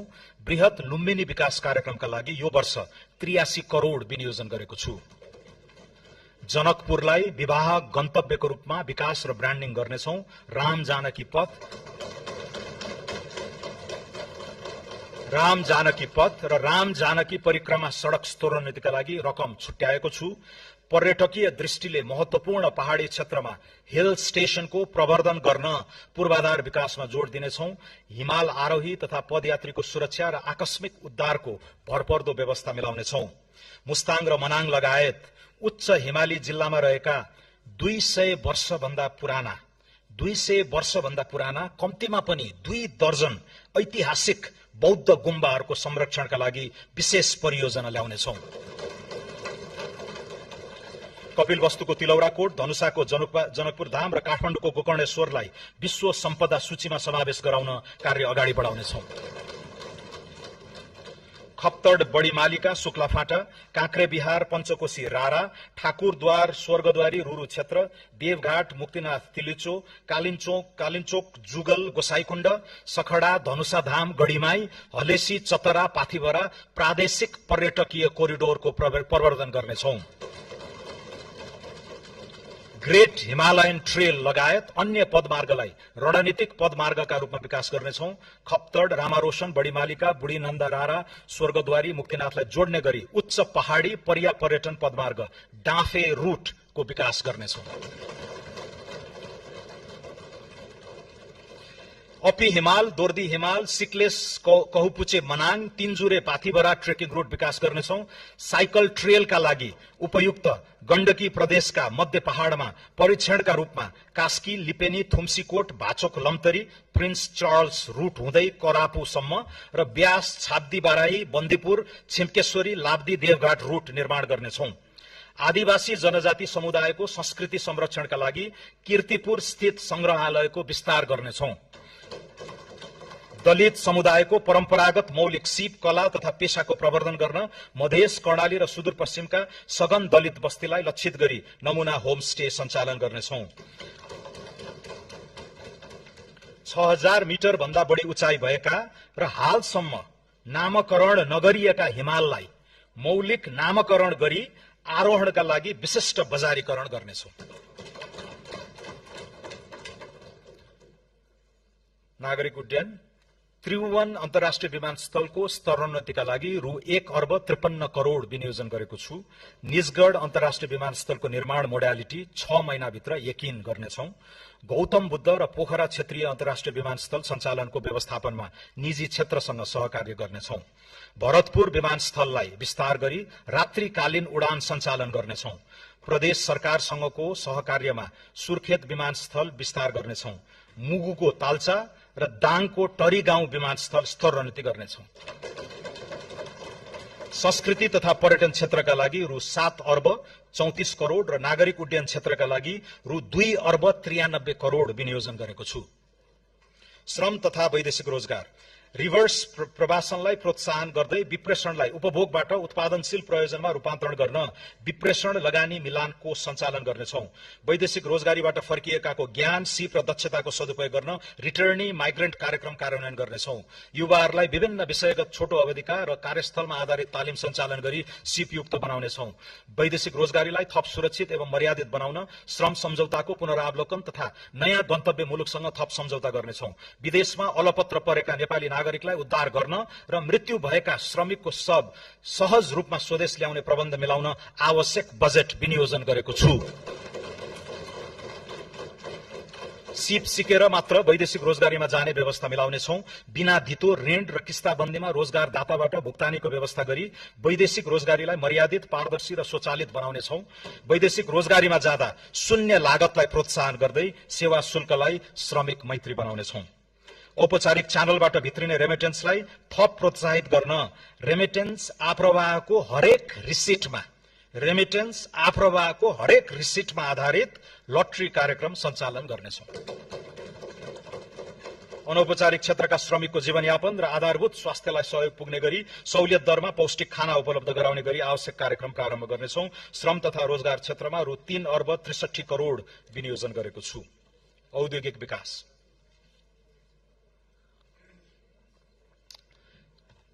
निर्यातको सम्भावना भएका कृषि प्रशोधन, पर्यटन सेवा, हलुका उत्पादन लगायतका श्रम प्रधान उद्योगको विकास तथा विस्तारका लागि नमूना स्वरूप रोजगार आबद्ध उत्पादन क्षेत्र इम्प्लोयमेन्ट लिंक्ड प्रोडक्सन जोन सञ्चालन गर्नेछौं।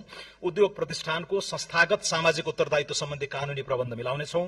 सरकार र निजी क्षेत्रको सहकार्यमा औद्योगिक क्षेत्र तथा औद्योगिक करिडोरमा स्वच्छ ऊर्जामा आधारित प्रविधिको प्रयोग गरी ट्रिटमेन्ट प्लान्ट सहितको सिवरेज प्रणाली सञ्चालन गर्नेछौं। उद्योग प्रतिष्ठानमा रहेका परम्परागत बोइलरलाई इलेक्ट्रिक बोइलरले प्रतिस्थापन गर्न सहुलियतपूर्ण ऋण सुविधा प्रदान गर्नेछौं। 100 उद्योगहरूलाई विद्युतीय वा बायो ब्रिकेटमा आधारित बोइलरमा रूपान्तरण गर्न रु 22 करोड़ विनियोजन गरेको छु। औद्योगिक पूर्वाधार विकासका लागि रु 65 करोड़ विनियोजन गरेको छु। खानी सम्बन्धी लाइसेन्सको पुनरावलोकन गर्नेछौं। नयाँ खानीको अन्वेषणका क्रममा फेज 2 सम्मको अध्ययनका लागि आवश्यक जियोलोजिकल ल्याब र परीक्षण अन्वेषणको व्यवस्था गर्नेछौं। खानी क्षेत्र, ठूला उद्योग र 5 मेगावाट भन्दा बढी विद्युत खपत गर्ने निजी क्षेत्रबाट विकास हुने औद्योगिक क्षेत्रसम्मको सहज पहुँच तथा विद्युत आपूर्ति एवं प्रसारण लाइन निर्माण गर्नेछौं। भारी सवारी सञ्चालन हुने औद्योगिक तथा खानी पहुँच सड़कलाई विशेष मापदण्ड सहित डिजाइन, निर्माण र मर्मत गर्न रु 50 करोड़ विनियोजन गरेको छु। खनिज तथा निर्माणजन्य सामग्री उत्खनन, उत्पादन, आपूर्ति र प्रयोगको समग्र नियमन तथा व्यवस्थापनका लागि खानी तथा खनिज प्राधिकरण स्थापना गर्नेछौं। दैलेखमा रहेको पेट्रोलियमको व्यावसायिक उत्पादनका लागि आवश्यक प्रक्रिया शीघ्र अगाडि बढाउनेछौं। धौवादी फलाम उद्योगमा रहेको नेपाल सरकारको शेयर अंश घटाई सार्वजनिक निजी साझेदारी मोडलमा सञ्चालन गर्ने कार्यविधि अघि बढाउनेछौं। वातावरणीय दृष्टिकोणले उपयुक्त देखिएका ठाउँ पहिचान गरी ढुङ्गा गिटी बालुवा उत्खनन तथा प्रशोधन आपूर्ति गर्ने व्यवस्था मिलाउनेछौं। वाणिज्य विश्व बजारमा उल्लेख्य परिमाणमा निर्यात गरी ब्रान्ड स्थापित भइसकेका नेपाली उत्पादनलाई थप सहुलियत प्रदान गर्नेछौं। व्यापार तथा लगानी सहजीकरणका लागि व्यापार तथा औद्योगिक लजिस्टिक गुरु योजना कार्यान्वयनमा ल्याउनेछौं। राष्ट्रिय उत्पादकत्व वृद्धिको गुरु योजना तयार गरी उत्पादनमा आधारित प्रोत्साहन कार्यक्रमका लागि रु 1 अर्ब 18 करोड़ विनियोजन गरेको छु। भैरवामा एकीकृत जाँच चौकी आईसीपी को निर्माण कार्य शीघ्र सम्पन्न गरी सञ्चालनमा ल्याइनेछ। चाँदनी दोधारामा निर्माणाधीन एकीकृत जाँच चौकी 2 वर्षभित्र निर्माण सम्पन्न गरिनेछ।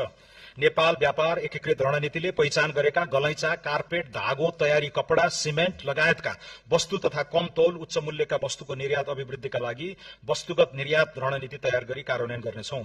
इन्धनको मूल्य स्थायित्व कायम गर्न फ्यूचर्स कन्ट्र्याक्ट गर्ने सम्बन्धमा आवश्यक अध्ययन गर्नेछौं। पेट्रोल पम्पमा न्यूनतम पूर्वाधार सहित ईभी चार्जिङ स्टेशन जडान गर्न प्रोत्साहन गर्नेछौं। नेपाल आयल निगमबाट इथानोल उत्पादन गर्ने उद्योगसँग सम्झौता गरी तोकिएको मूल्यमा खरिद गर्ने ग्यारेन्टी गर्नेछौं। नियामक निकायलाई सुदृढ गरी सबै किसिमका सिन्डिकेट, कार्टेलिङ, कालोबजारी, नाफाखोरी र अस्वस्थ प्रतिस्पर्धाको अन्त्य गर्नेछौं। उद्योग वाणिज्य तथा आपूर्ति क्षेत्रका लागि रु 8 अर्ब 31 करोड़ विनियोजन गरेको छु। स्टार्टअप तथा नवप्रवर्तन। स्टार्टअप, साना तथा मझौला उद्यमलाई राष्ट्रिय उद्यम इकोसिस्टममा आबद्ध गर्ने प्लेटफर्मको रूपमा नेपाल एन्टरप्राइज फेसिलिटी स्थापना गर्नेछौं। प्लेटफर्मले उद्यम सम्बन्धी नीतिगत व्यवस्था, नवीन वित्तीय उपकरणको पहिचान र पहुँच, इन्क्युबेसन सहितको सहयोग सञ्जाल र स्वदेशी उद्यम अभियानलाई एकीकृत रूपमा अगाडि बढाउनेछ। कृषि एवं पशुजन्य उद्यम गर्न चाहने 1000 युवा उद्यमीलाई स्टार्टअप सुविधा उपलब्ध गराउनेछौं। युवा वैज्ञानिकलाई स्वदेशमै अनुसन्धानको अवसर प्रदान गर्न अनुसन्धान, नवप्रवर्तन तथा उद्यमशीलता अभिवृद्धि कार्यक्रम सञ्चालनका लागि आवश्यक रकम विनियोजन गरेको छु। खगोलीय पर्यटन प्रवर्धन गर्न सगरमाथा आधार शिविरमा अब्जर्भेटरी केन्द्र स्थापनाका लागि रकम विनियोजन गरेको छु। विज्ञान, प्रविधि र नवप्रवर्धनका लागि रु 4 अर्ब र नेपाल एन्टरप्राइज फेसिलिटीका लागि रु 50 करोड़ विनियोजन गरेको छु। सम्माननीय सभामुख महोदय, सम्माननीय अध्यक्ष महोदय, सौम्य शक्ति र डायस्पोरा, पारस्परिक लाभ, राष्ट्रिय आत्मसम्मान र सार्वभौम हितमा आधारित सन्तुलित परराष्ट्र सम्बन्ध सुदृढ गर्दै आर्थिक समुन्नतिका लागि सौम्य शक्ति परिचालन गर्नेछौं। आर्थिक कूटनीति, सांस्कृतिक पहिचान, प्रविधि तथा पर्यटनको एकीकृत उपयोग मार्फत नेपालको अन्तर्राष्ट्रिय उपस्थिति, विश्वसनीयता र प्रभाव विस्तार गर्नेछौं। संयुक्त राष्ट्र संघ लगायत अन्य बहुपक्षीय तथा क्षेत्रीय मञ्चहरूमा नेपालको भूमिकालाई सशक्त बनाउनेछौं। क्षेत्रीय सन्निकटताका लागि सुदृढ कूटनीति अगाडि बढाउनेछौं।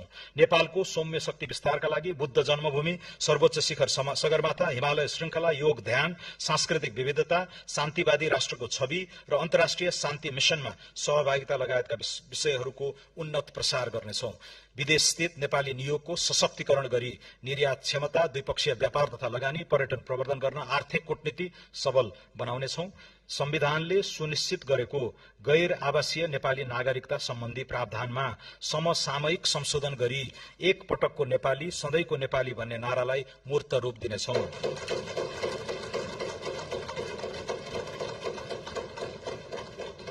गैर आवासीय नेपालीलाई सबै किसिमका आर्थिक, सामाजिक तथा सांस्कृतिक अधिकार प्रदान गरी राष्ट्र निर्माणको मूल अभियानमा समावेश गर्नेछौं। बैंकिङ क्षेत्र बैंक तथा वित्तीय संस्था सम्बन्धी ऐन, बैंकिङ कसूर तथा सजाय ऐनमा समयानुकूल संशोधन गर्नेछौं। विपन्न तथा साना किसानका लागि कर्जा तथा पशुधन कार्यक्रम साना किसान विकास लघुवित्त वित्तीय संस्था मार्फत सञ्चालन गर्न रकम विनियोजन गरेको छु। बैंक तथा वित्तीय संस्थामा रहेको निष्क्रिय कोषमा रहेको रकम हकवालाले दावी गरेको बखत उपलब्ध हुने सुनिश्चित गरी तोकिएको कानूनी प्रक्रियाका आधारमा उत्पादनमूलक कार्यमा परिचालन गर्नेछौं। वाणिज्य बैंक तथा भुक्तानी सम्बन्धी काम गर्ने संस्थाले अन्तर्राष्ट्रिय भुक्तानी नेटवर्कसँग सम्झौता गर्न सक्ने गरी राष्ट्रिय तथा अन्तर्राष्ट्रिय पेमेन्ट एग्रिगेटर तथा नेशनल पेमेन्ट स्विचलाई प्रभावकारी बनाउनेछौं। पेमेन्ट एग्रिगेटरको नियमनको लागि कानूनी र संस्थागत व्यवस्था गर्नेछौं। सहुलियतपूर्ण कर्जाको प्रभावकारिता अभिवृद्धि गर्ने गरी तेस्रो पक्षबाट कर्जाको गुणस्तर मूल्याङ्कन गराउनेछौं। जेनजी आन्दोलनका शहीद परिवार तथा घाइतेलाई समेत यस कार्यक्रमको लाभग्राहीको रूपमा सहभागी गराउनेछौं। विद्युत खपत बढाउन र प्रदूषण नियन्त्रण गर्न घरायसी प्रयोजनको लागि washing machine, refrigerator, vacuum cleaner जस्ता विद्युतीय उपकरण समेत हायर पर्चेसमा खरिद बिक्री गर्न सकिने व्यवस्था मिलाउनेछौं।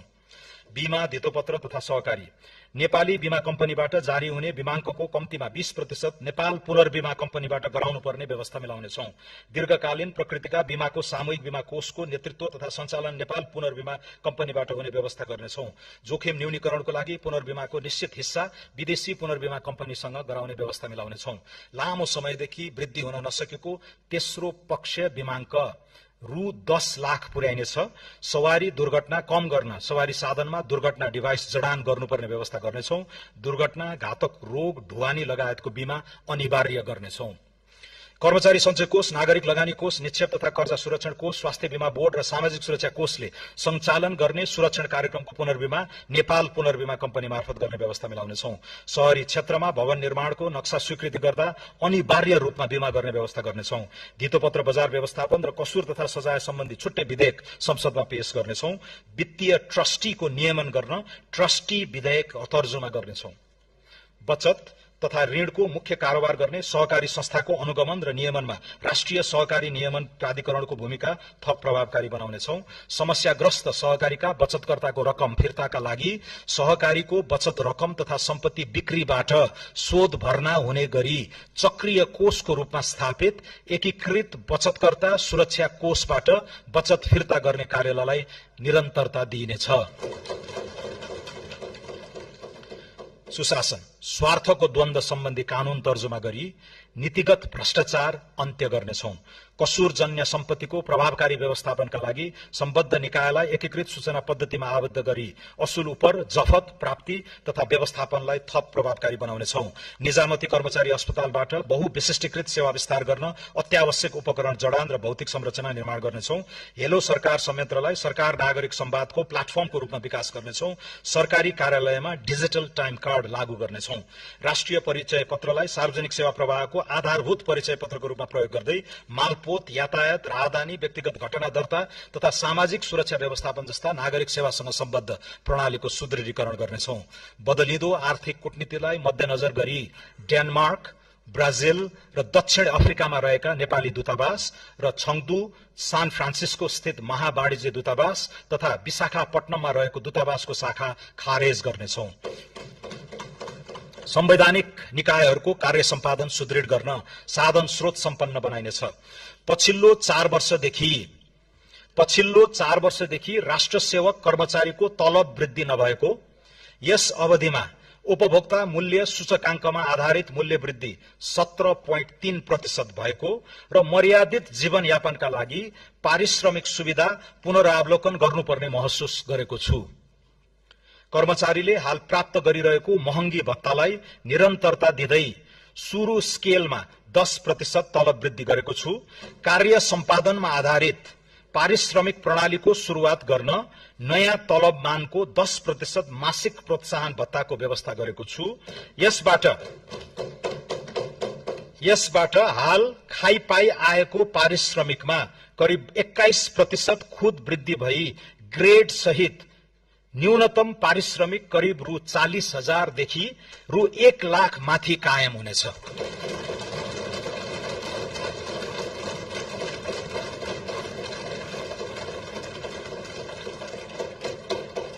नयाँ तलब स्केल सम्बत 2083 साउन 1 गतेदेखि लागू हुनेछ।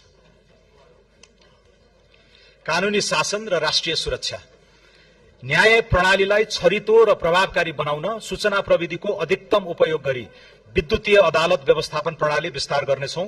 विपन्न तथा दूरदराज क्षेत्रका नागरिकका लागि निशुल्क कानूनी सहायता कार्यक्रम सञ्चालन गर्नेछौं। शान्ति प्रक्रिया तथा संक्रमणकालीन न्याय सम्बन्धी बाँकी कामलाई यथाशीघ्र निष्कर्षमा पुर्याइनेछ। राष्ट्रिय सुरक्षा नीति 2075 को पुनरावलोकन गर्नेछौं। नेपाली सेनाका जवानहरूको आवास स्तरोन्नति कार्यक्रमलाई निरन्तरता दिँदै रु 2 अर्ब विनियोजन गरेको छु। ऐतिहासिक गढी र किल्ला संरक्षण गरी पर्यटनसँग आबद्ध गर्नेछौं। नेपाल प्रहरीको अनुसन्धान र अभियोजन प्रक्रियालाई प्रभावकारी बनाउन प्रविधिको प्रयोगमा जोड दिनेछौं। विधि विज्ञान प्रयोगशाला, अनुसन्धानमा कृत्रिम बुद्धिमत्ताको प्रयोग तथा भौतिक पूर्वाधार विकासमा लगानी वृद्धि गर्नेछौं। नेपाल प्रहरी र सशस्त्र प्रहरीको अवकाशको सेवा अवधि र निवृत्त भ्रमण शुरू हुने अवधिका बीचमा रहेको विद्यमान अन्तर पुनरावलोकन गर्ने विषयमा अध्ययन गर्नेछौं। सशस्त्र प्रहरी बल नेपाललाई अन्तर्राष्ट्रिय सीमा सुरक्षाको डेडिकेटेड व्यावसायिक फोर्सको रूपमा विकास गर्नेछौं। कारागारको सुदृढीकरण, क्षमता विस्तार तथा खुला कारागारको अवधारणा कार्यान्वयन गरी सुधार गृहका रूपमा रूपान्तरण गर्दै लगिनेछ। विपद प्रतिकार्यमा संलग्न जनशक्ति र स्वयंसेवकको क्षमता विकास गर्नेछौं। विपद पश्चातको क्षतिपूर्ति, राहत र पुनर्निर्माणका लागि बीमा लगायतका जोखिम हस्तान्तरणका उपकरणहरूको विस्तार गर्नेछौं। संघ, प्रदेश र स्थानीय तहबीचको अधिकार, जिम्मेवारी र कार्य सम्पादनको दोहोरोपना हटाउन कार्य विस्तृतीकरणको पुनरावलोकन गर्नेछौं। 3 तहबीच विद्यमान दोहोरो करको विवादलाई क्षेत्राधिकारको स्पष्टता र कानूनी सुधार मार्फत समाधान गर्नेछौं। संघीयता सुदृढीकरण र स्थानीय सेवा सुधारका लागि शासकीय नवप्रवर्तन चुनौती फण्ड स्थापना गर्नेछौं। सम्माननीय सभामुख महोदय, सम्माननीय अध्यक्ष महोदय, अब म माथि उल्लेखित क्षेत्रगत नीति र कार्यक्रम कार्यान्वयनका लागि विनियोजन र स्रोत व्यवस्थापनको अनुमान प्रस्तुत गर्दछु। आगामी आर्थिक वर्षका लागि कुल खर्च रु 2124 अर्ब 34 करोड विनियोजन गरेको छु। कुल विनियोजन मध्ये चालू तर्फ रु 1270 अर्ब 58 करोड अर्थात कुल विनियोजनको 59.8%, पुँजीगत तर्फ रु 431 अर्ब 10 करोड अर्थात 20.3%, वित्तीय व्यवस्था तर्फ रु 422 अर्ब 64 करोड अर्थात 19.9% रहेको छ। यो खर्च अनुमान चालू वर्षको संशोधित अनुमानको तुलनामा 25% ले बढी हो। आगामी आर्थिक वर्षका लागि अनुमान गरिएको खर्च बेहोर्ने स्रोत मध्ये राजस्वबाट रु 1405 अर्ब 31 करोड र वैदेशिक अनुदानबाट रु 61 अर्ब 74 करोड बेहोर्दा रु 657 अर्ब 29 करोड न्यून हुन जान्छ। सो न्यून पूर्ति गर्न वैदेशिक ऋणबाट रु 247 अर्ब 28 करोड परिचालन गर्नेछौं। राजस्व र वैदेशिक सहायता परिचालनबाट न्यून हुने रु 410 अर्ब आन्तरिक ऋणबाट परिचालन गर्नेछौं।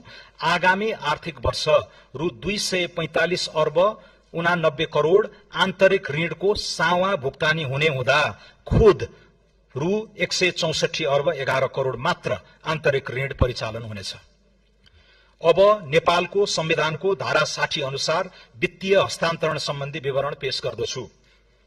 राष्ट्रिय प्राकृतिक स्रोत तथा वित्त आयोगको सिफारिस अनुसार आगामी आर्थिक वर्ष 83-84 मा प्रदेशका लागि रु 61 अर्ब 50 करोड र स्थानीय तहका लागि रु 90 अर्ब 20 करोड वित्तीय समानीकरण अनुदान उपलब्ध गराउने व्यवस्था गरेको छु।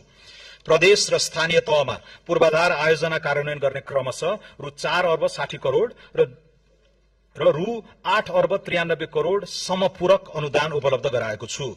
साथै प्रदेश र स्थानीय तहमा क्रमशः रु 3 अर्ब 82 करोड र रु 9 अर्ब 40 करोड विशेष अनुदान छुट्याएको छु। संघीय सरकारका आयोजना कार्यान्वयनका लागि प्रदेश र स्थानीय तहमा क्रमशः रु 39 अर्ब 72 करोड र रु 206 अर्ब 8 करोड सशर्त अनुदान विनियोजन गरेको छु। प्रदेश र स्थानीय तहलाई राजस्व बाँडफाँडबाट कुल रु 175 अर्ब हस्तान्तरण हुने अनुमान छ।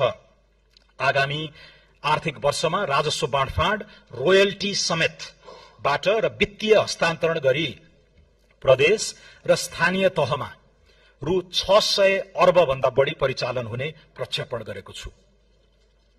सम्माननीय सभामुख महोदय, सम्माननीय अध्यक्ष महोदय, अब म आर्थिक वर्ष 83-84 को राजस्व नीति तथा कार्यक्रम प्रस्तुत गर्दछु। व्यवसाय मैत्री कर नीति, सरल एवं स्पष्ट कर कानून, स्वैच्छिक कर सहभागिता र चुस्त कर प्रशासनको विकास गरी आर्थिक क्रियाकलाप विस्तार गर्न दिआएका उद्देश्य लिएको छु। सबै आर्थिक कारोबारलाई डिजिटल माध्यममा जोड्दै औपचारिक अर्थतन्त्रको विकास गर्ने, स्वचालित प्रविधि मैत्री सदाचारयुक्त र उत्प्रेरित कर प्रशासनको विकास गर्ने, स्वैच्छिक कर सहभागिताको माध्यमबाट राजस्व अभिवृद्धि गर्ने, लागत परिपूरण र तिर्न सक्ने क्षमताको आधारमा गैर कर राजस्व परिचालन गर्ने, लगानी प्रोत्साहन र संरक्षण, सूचना प्रविधि उद्योगलाई राष्ट्रको नयाँ आर्थिक इन्जिनका रूपमा अगाडि बढाउन यस्ता सेवाको निर्यातबाट आर्जित आयमा 50% कर छुट दिएको छु। सूचना प्रविधि क्षेत्रमा कार्यरत जनशक्तिले प्राप्त गर्ने स्वेट इक्विटीको रकमलाई कर योग्य आय गणनामा 100% छुट हुने व्यवस्था मिलाएको छु। नेपालभित्र पैठारी हुने केही वस्तुमा आन्तरिक उत्पादन प्रवर्धन शुल्क डोमेस्टिक प्रोडक्ट प्रमोशन फी लगाएको छु। नाफा नकमाउने गरी स्थापना भएका मित्र राष्ट्रको पूर्ण स्वामित्वका विकास वित्त संस्थाले नेपालमा ऋण लगानी गरी आर्जन गरेको ब्याजमा आयकर नलाग्ने व्यवस्था गरेको छु। महानगरपालिका र उपमहानगरपालिका बाहेकका क्षेत्रमा नयाँ चलचित्र हल स्थापना गर्नेलाई सुरुको 10 वर्षसम्म पूर्ण रूपमा आयकर छुट दिने व्यवस्था मिलाएको छु। परिवर्तित सन्दर्भमा दक्षिण एसियाली व्यापार सम्झौता साफ्टा को संवेदनशील सूचीलाई पुनरावलोकन गर्नेछौं।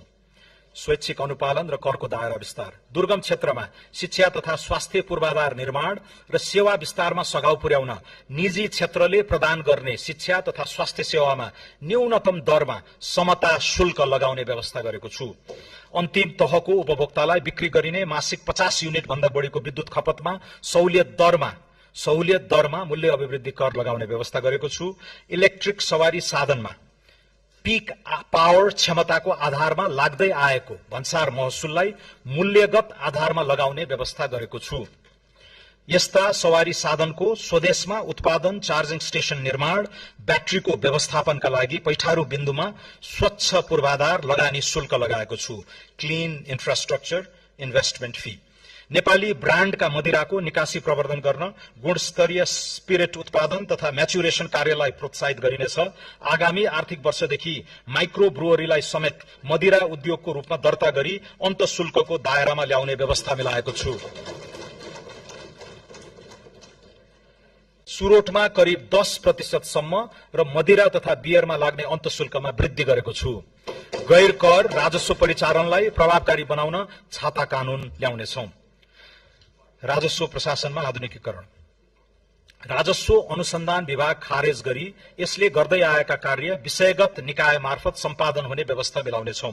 वार्षिक रु 10 करोड भन्दा माथि कारोबार गरी विद्युतीय बिजक जारी गर्ने सबै व्यवसायलाई अनिवार्य रूपमा केन्द्रीय बिजक अनुगमन प्रणालीमा आबद्ध गर्नेछौं। साना व्यवसायीलाई विद्युतीय माध्यमबाट भुक्तानी लिन प्रोत्साहन गर्नेछौं। कर परीक्षण गर्नुपर्ने अवधि 3 वर्ष कायम गरेको छु। जोखिममा आधारित कर अनुसन्धान तथा परीक्षणका लागि कृत्रिम बुद्धिमत्ता सहितको ई-असेसमेन्ट पद्धतिको विकास गर्नेछौं। डिजिटल अन्तशुल्क टिकटको सुरुवात गर्ने व्यवस्था मिलाएको छु। अन्तशुल्क चुहावट नियन्त्रण गर्न विद्युतीय ट्र्याक एन्ड ट्रेस प्रणालीको शुरूआत गर्नेछौं। भौतिक नियन्त्रणमा आधारित अन्तशुल्क प्रशासनलाई जोखिमको आधारमा क्रमशः स्वयं निष्कासन प्रणालीमा रूपान्तरण गर्ने व्यवस्था मिलाइनेछ। पेपरलेस, फेसलेस र कन्ट्याक्टलेस राजस्व प्रशासनको विकास गर्नेछौं। कर विवरण बुझाउने, भुक्तानी गर्ने, फिर्ता लिने लगायतका सेवाहरू स्वचालित रूपमा प्रवाह हुने व्यवस्था मिलाउनेछौं। कर्मचारीको मनोबल उच्च बनाई राजस्व परिचालन वृद्धि गर्न राजस्व प्रशासनमा कार्य सम्पादन सूचकका आधारमा प्रोत्साहन भत्ताको व्यवस्था गरेको छु। एक ठाउँबाट अर्को ठाउँमा वस्तु ढुवानी गर्दा एक भन्दा बढी स्थानीय तहमा लगाइने गरेको निकासी, कवाडी लगायत बहुकर लिन पाइने छैन।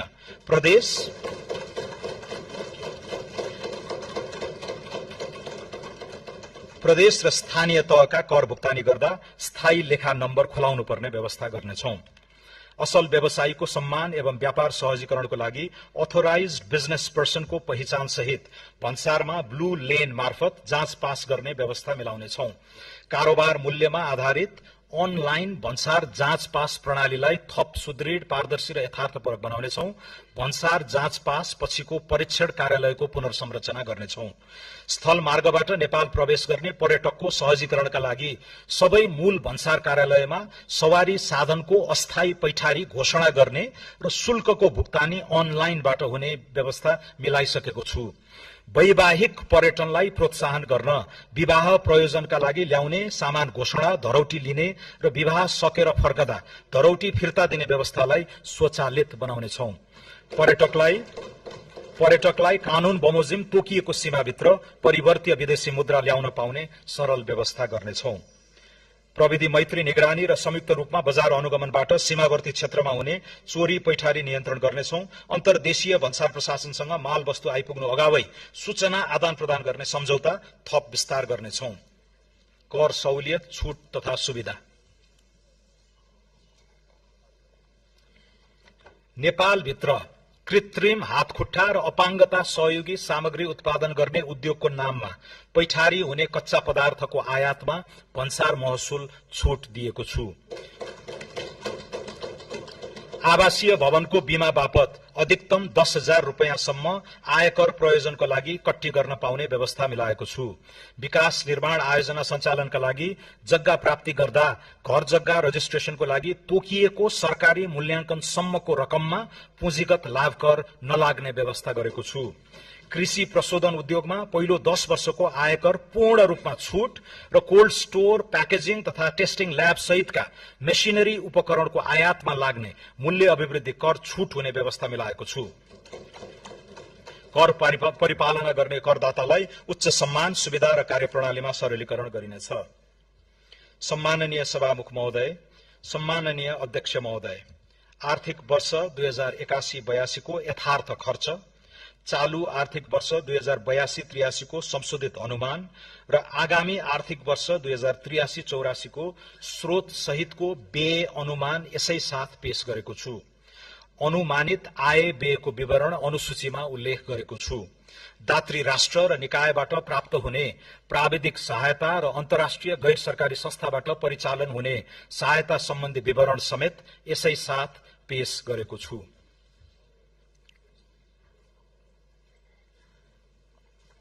अन्त्यमा यो बजेट राज्य सञ्चालनको नयाँ सोच र संकल्प, आर्थिक रूपान्तरणको स्पष्ट मार्गचित्र र नागरिकसँग गरिएको राजनीतिक करार कार्यान्वयनको प्रारम्भ बिन्दु हो।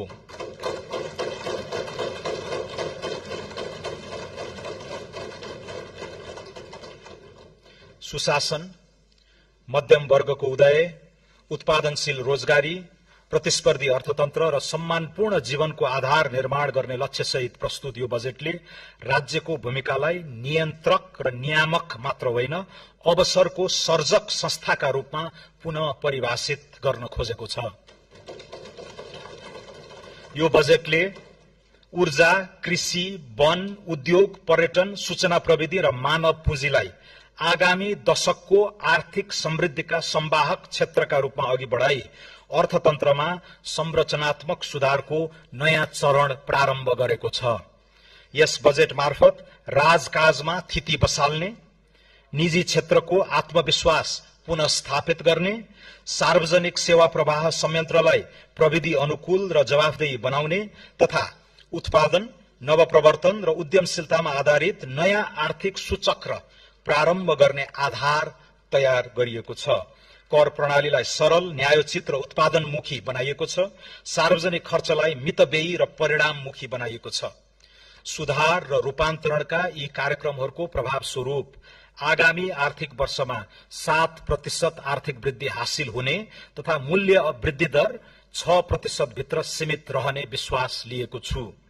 बजेटमा घोषणा गरिएका नीतिगत सुधार र कार्यक्रम कार्यान्वयनमा सघाउ पुग्ने गरी नेपाल राष्ट्र बैंकबाट मौद्रिक नीति जारी हुनेछ।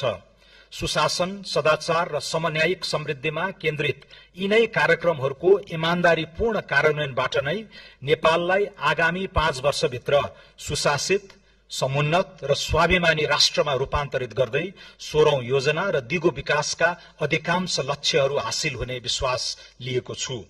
बजेट तर्जुमा गर्दा मार्गदर्शन गर्नुहुने सम्माननीय राष्ट्रपति, सम्माननीय प्रधानमन्त्री, सम्माननीय सभामुख, सम्माननीय अध्यक्ष र राजनीतिक दलका नेतृत्वप्रति हार्दिक कृतज्ञता व्यक्त गर्दछु। बजेट निर्माणका क्रममा रचनात्मक सुझाव, तथ्यपरक विश्लेषण र सहकार्यात्मक सहयोग प्रदान गर्नुहुने माननीय सांसदहरू, निजी क्षेत्र, श्रमिक, किसान, युवा, विकास साझेदार, राष्ट्र सेवक कर्मचारी, विज्ञ समुदाय, संचार जगत तथा सम्पूर्ण नेपाली दाजुभाइ तथा दिदीबहिनीप्रति हार्दिक आभार व्यक्त गर्दछु। राष्ट्र निर्माण सरकारको मात्र दायित्व होइन, यो राज्य, निजी क्षेत्र र नागरिक समाजबीचको समान संकल्प, सामूहिक अठोट, साझा प्रयत्न र समष्टि अभियान हो भन्ने विश्वास लिएको छु। बजेट केवल आंकिक विवरणको प्राविधिक प्रस्तुति होइन, न त यो अर्थ राजनीतिक दस्तावेज मात्रै पनि हो। यो त जनताले दिलैदेखि पत्याएर अनि भित्रैबाट भरोसा राखेर शासकीय जिम्मेवारी सुम्पेको सरकारले मुलुकलाई सुधार्न र सपार्न बनाउने विकासको बाटोको भरपर्दो नक्सा हो। यो दस्तावेज नागरिकको मनसँग जोडिन सकेन भने यसका अक्षर र अंक जतिसुकै सही भए पनि ती निर्जीव रहन्छन्। नागरिकहरूको सद्भाव, समर्थन र सहयोग सरकारको अविनाशी पुँजी हो, जसको बचाउ र बढोत्तरी गर्नेतर्फ यो सरकार सदा कृत संकल्पित रहनेछ। प्रस्तुत बजेटले अगुवाई गर्न लागेको राष्ट्र निर्माणको यात्रामा सबै राजनीतिक दल, निजी क्षेत्र, श्रमिक, किसान, युवा, उद्यमी, प्रवासी नेपाली तथा सम्पूर्ण नागरिकलाई शिष्ट संवाद, सहकार्य, सार्थक सहभागिता र राष्ट्रिय एकताको साझा भावना सहित साथ दिन हार्दिक अपील गर्दछु। धन्यवाद।